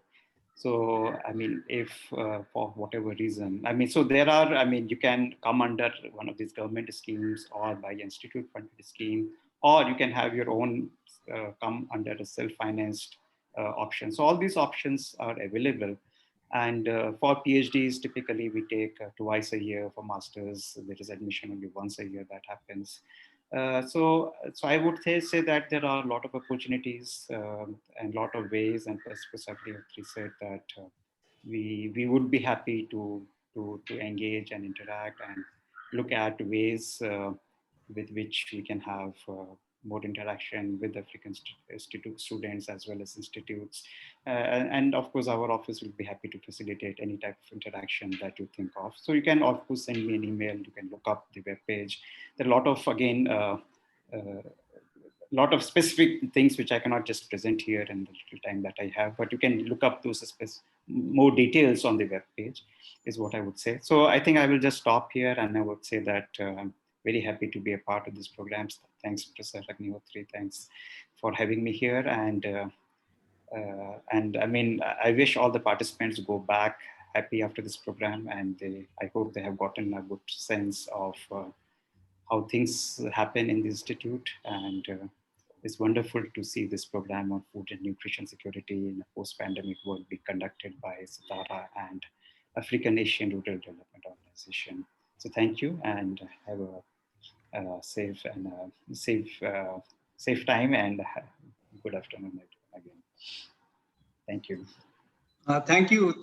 Thank you very much, Professor Amit. I think I must tell all the participants and AARDO that we are seeing him now in a administrative position of Dean International Relations, but he is a scholar in his own right. He is our institute chair professor in mechanical engineering.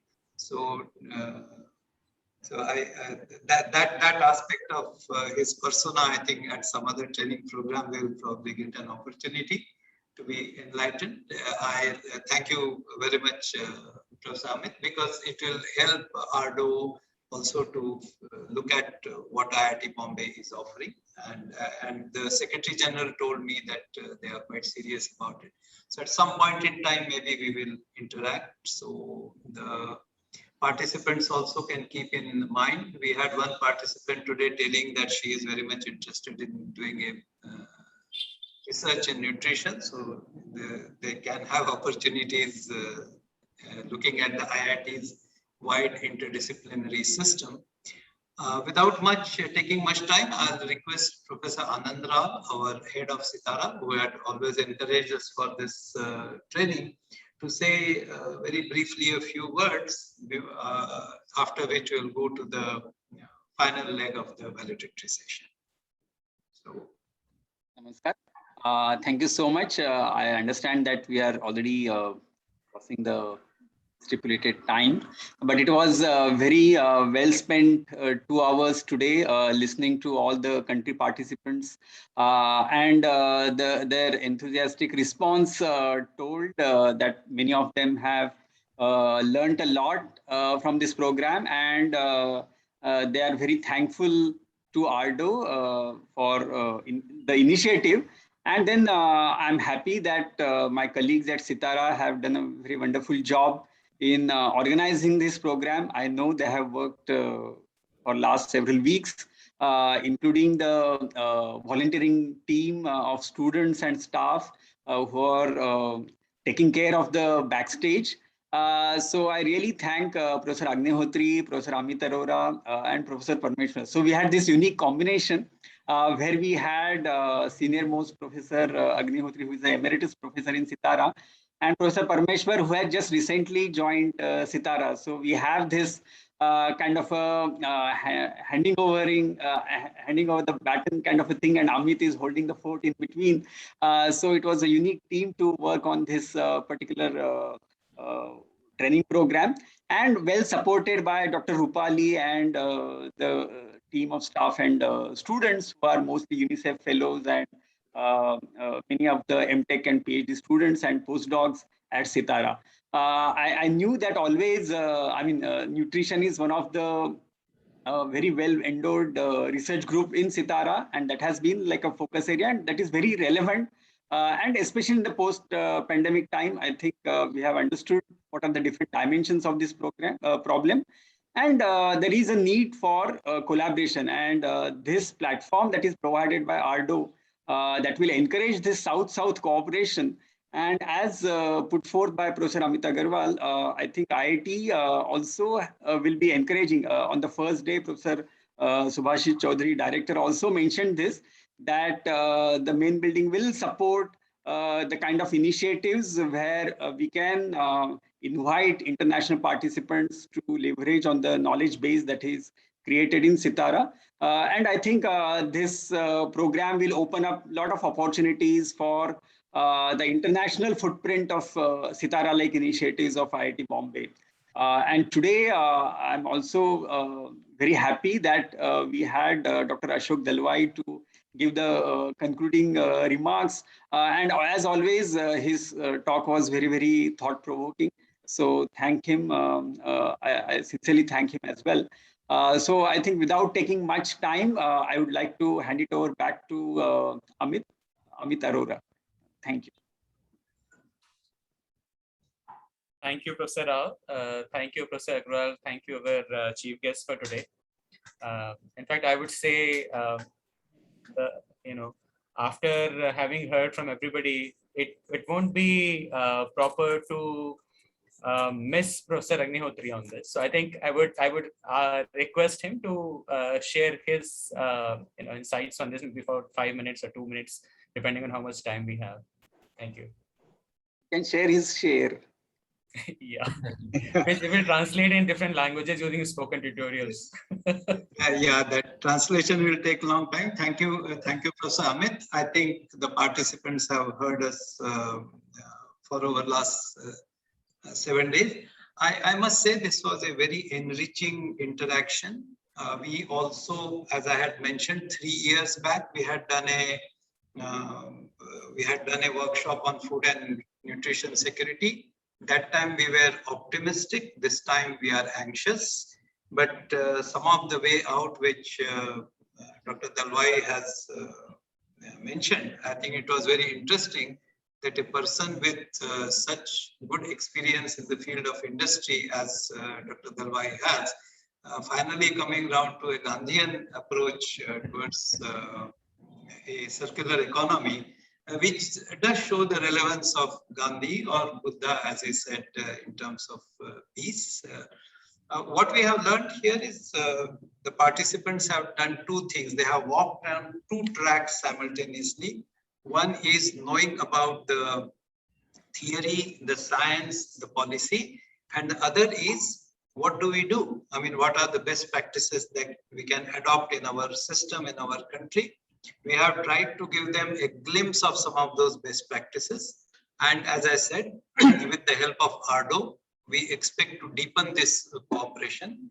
And right on the first day, as the country representative World Food Program mentioned, was extremely pleased that an institution like IIT Bombay takes up a topic and looks at it from the lens of the global south.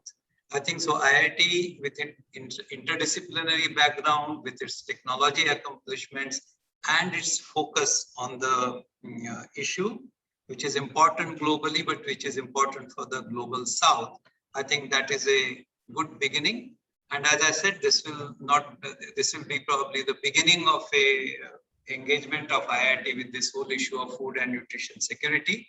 And we look forward to more such interaction. I'll not take much time.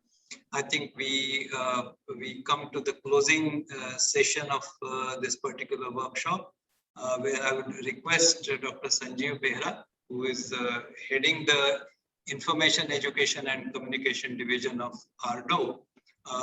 He himself is a practitioner in the field of rural development, a strong practitioner at that. He did his doctorate degree from School of Social Sciences in JNU in New Delhi. So he is, and he has also worked with several UN agencies. So he is able to walk across the world of policy, the world of practice, and the world of theory very, very effortlessly. But then more about him maybe in another training program.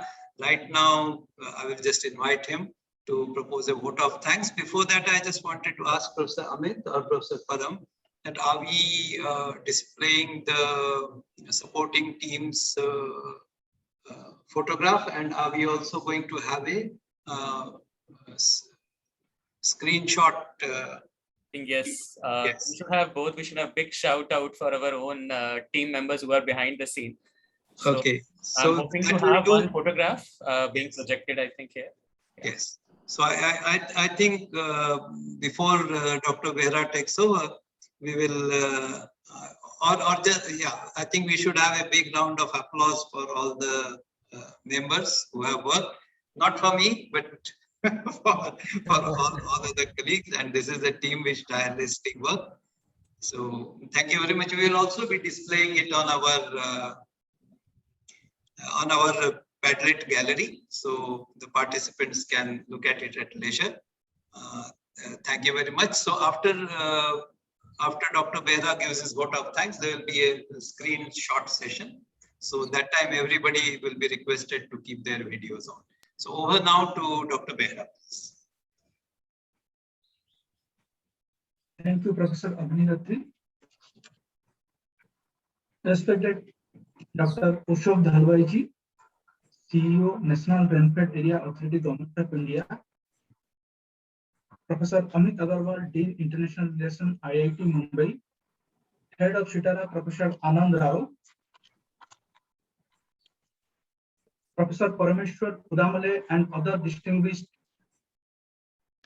faculty members of IIT Mumbai, ladies and gentlemen, and dear participants from Africa and Asian countries. Here my job is to extend vote of thanks in this concluding session of online training program on food and nutrition security in a post-pandemic world organized jointly by AARDO and Shitara of IIT Mumbai. Before I begin my duty here, I wish to mention here that the first ever program of AARDO in collaboration with IIT Mumbai, and on behalf of Secretary General AARDO, I am happy to inform all stakeholders of this training program that our participants learned a lot, not only on the subject of this training program, they also got exposed to several innovations in the field of rural development and had meaningful interaction with learned resource persons in course of the training program, which were of immense benefit to all of them.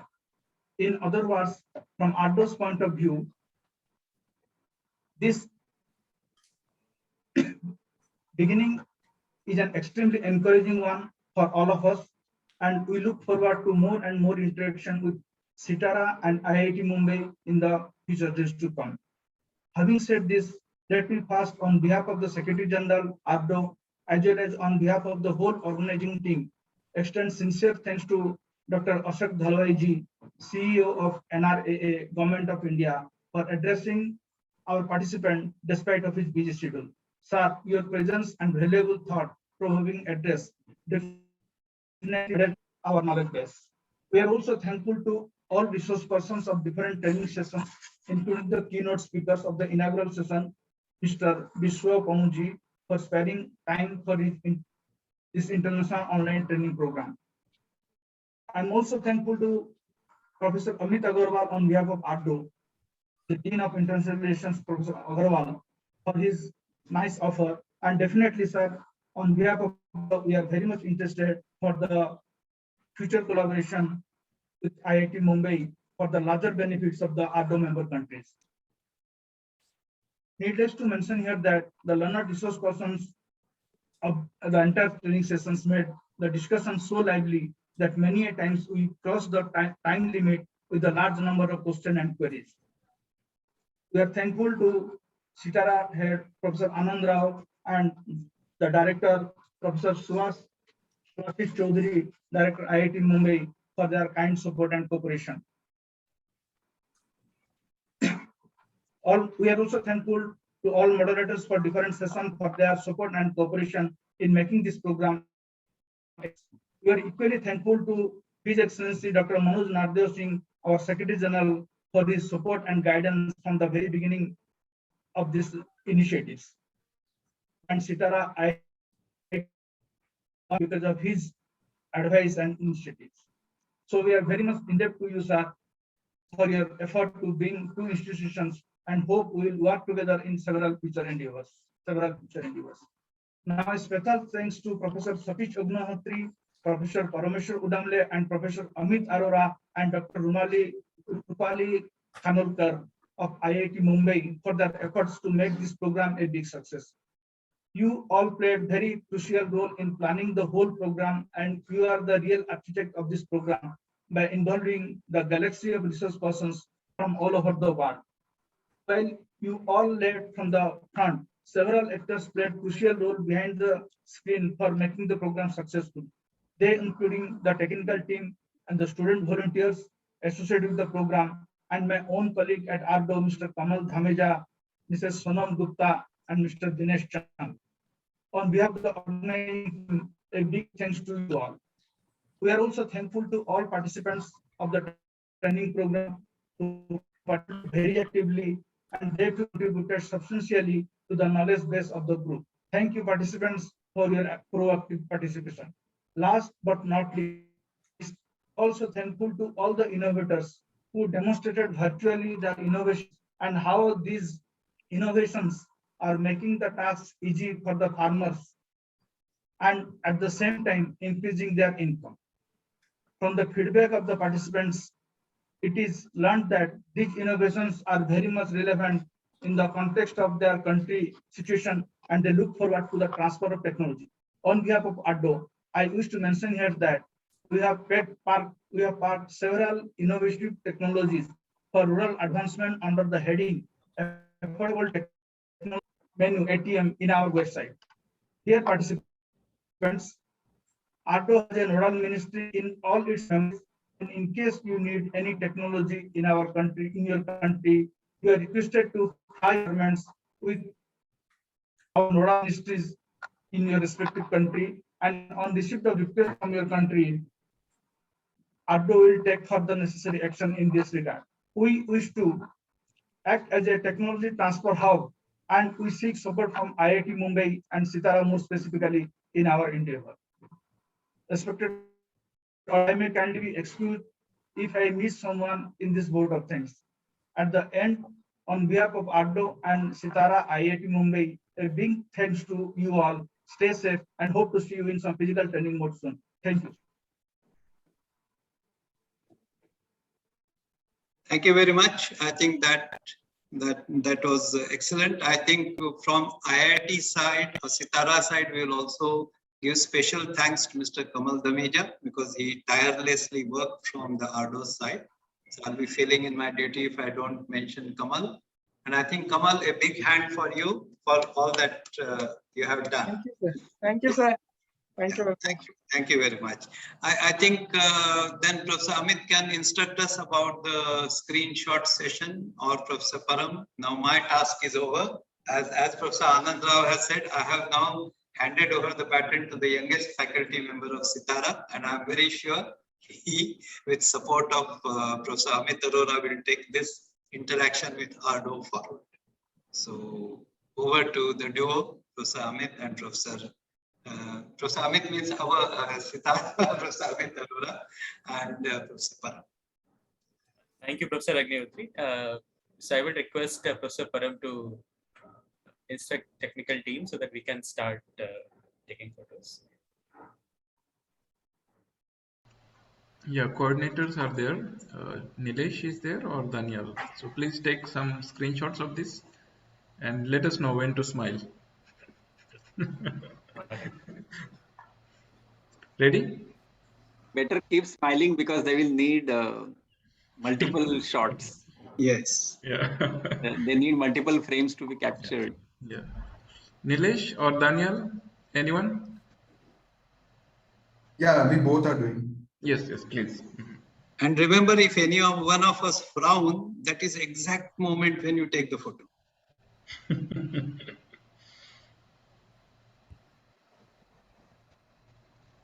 Just a second.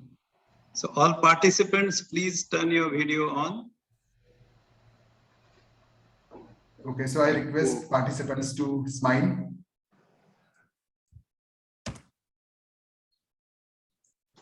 Okay. I think they're still turning on their cameras, so shall we wait? Yeah, sir, I'm ready. We'll do it again.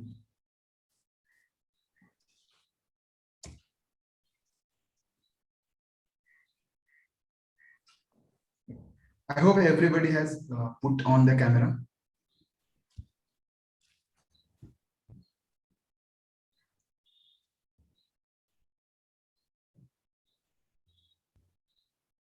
So here we go.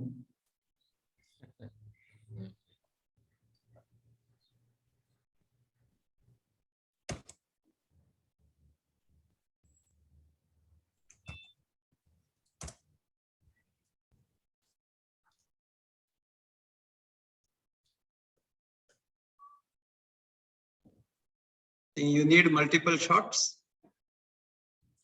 Yes, for buffer.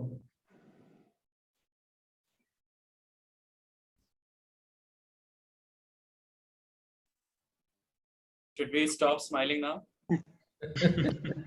Yes. Okay. Thank you. Thanks.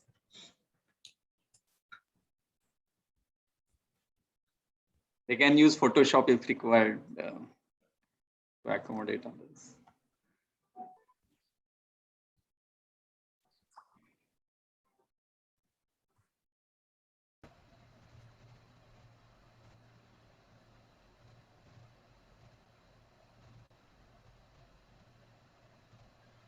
Okay, sir, we're done. We can go ahead.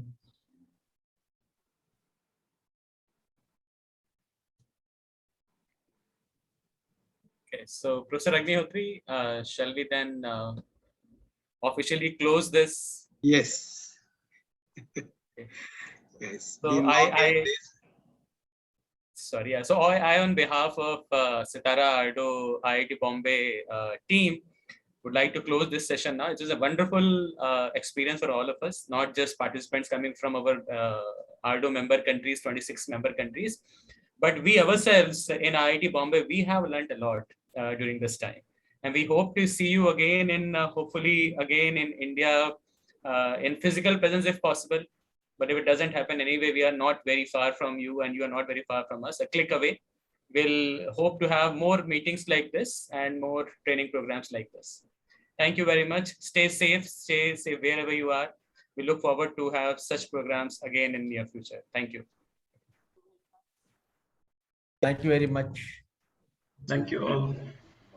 Thank you all for your efforts. Thank you, sir. Thank you, Doctor. Thank you.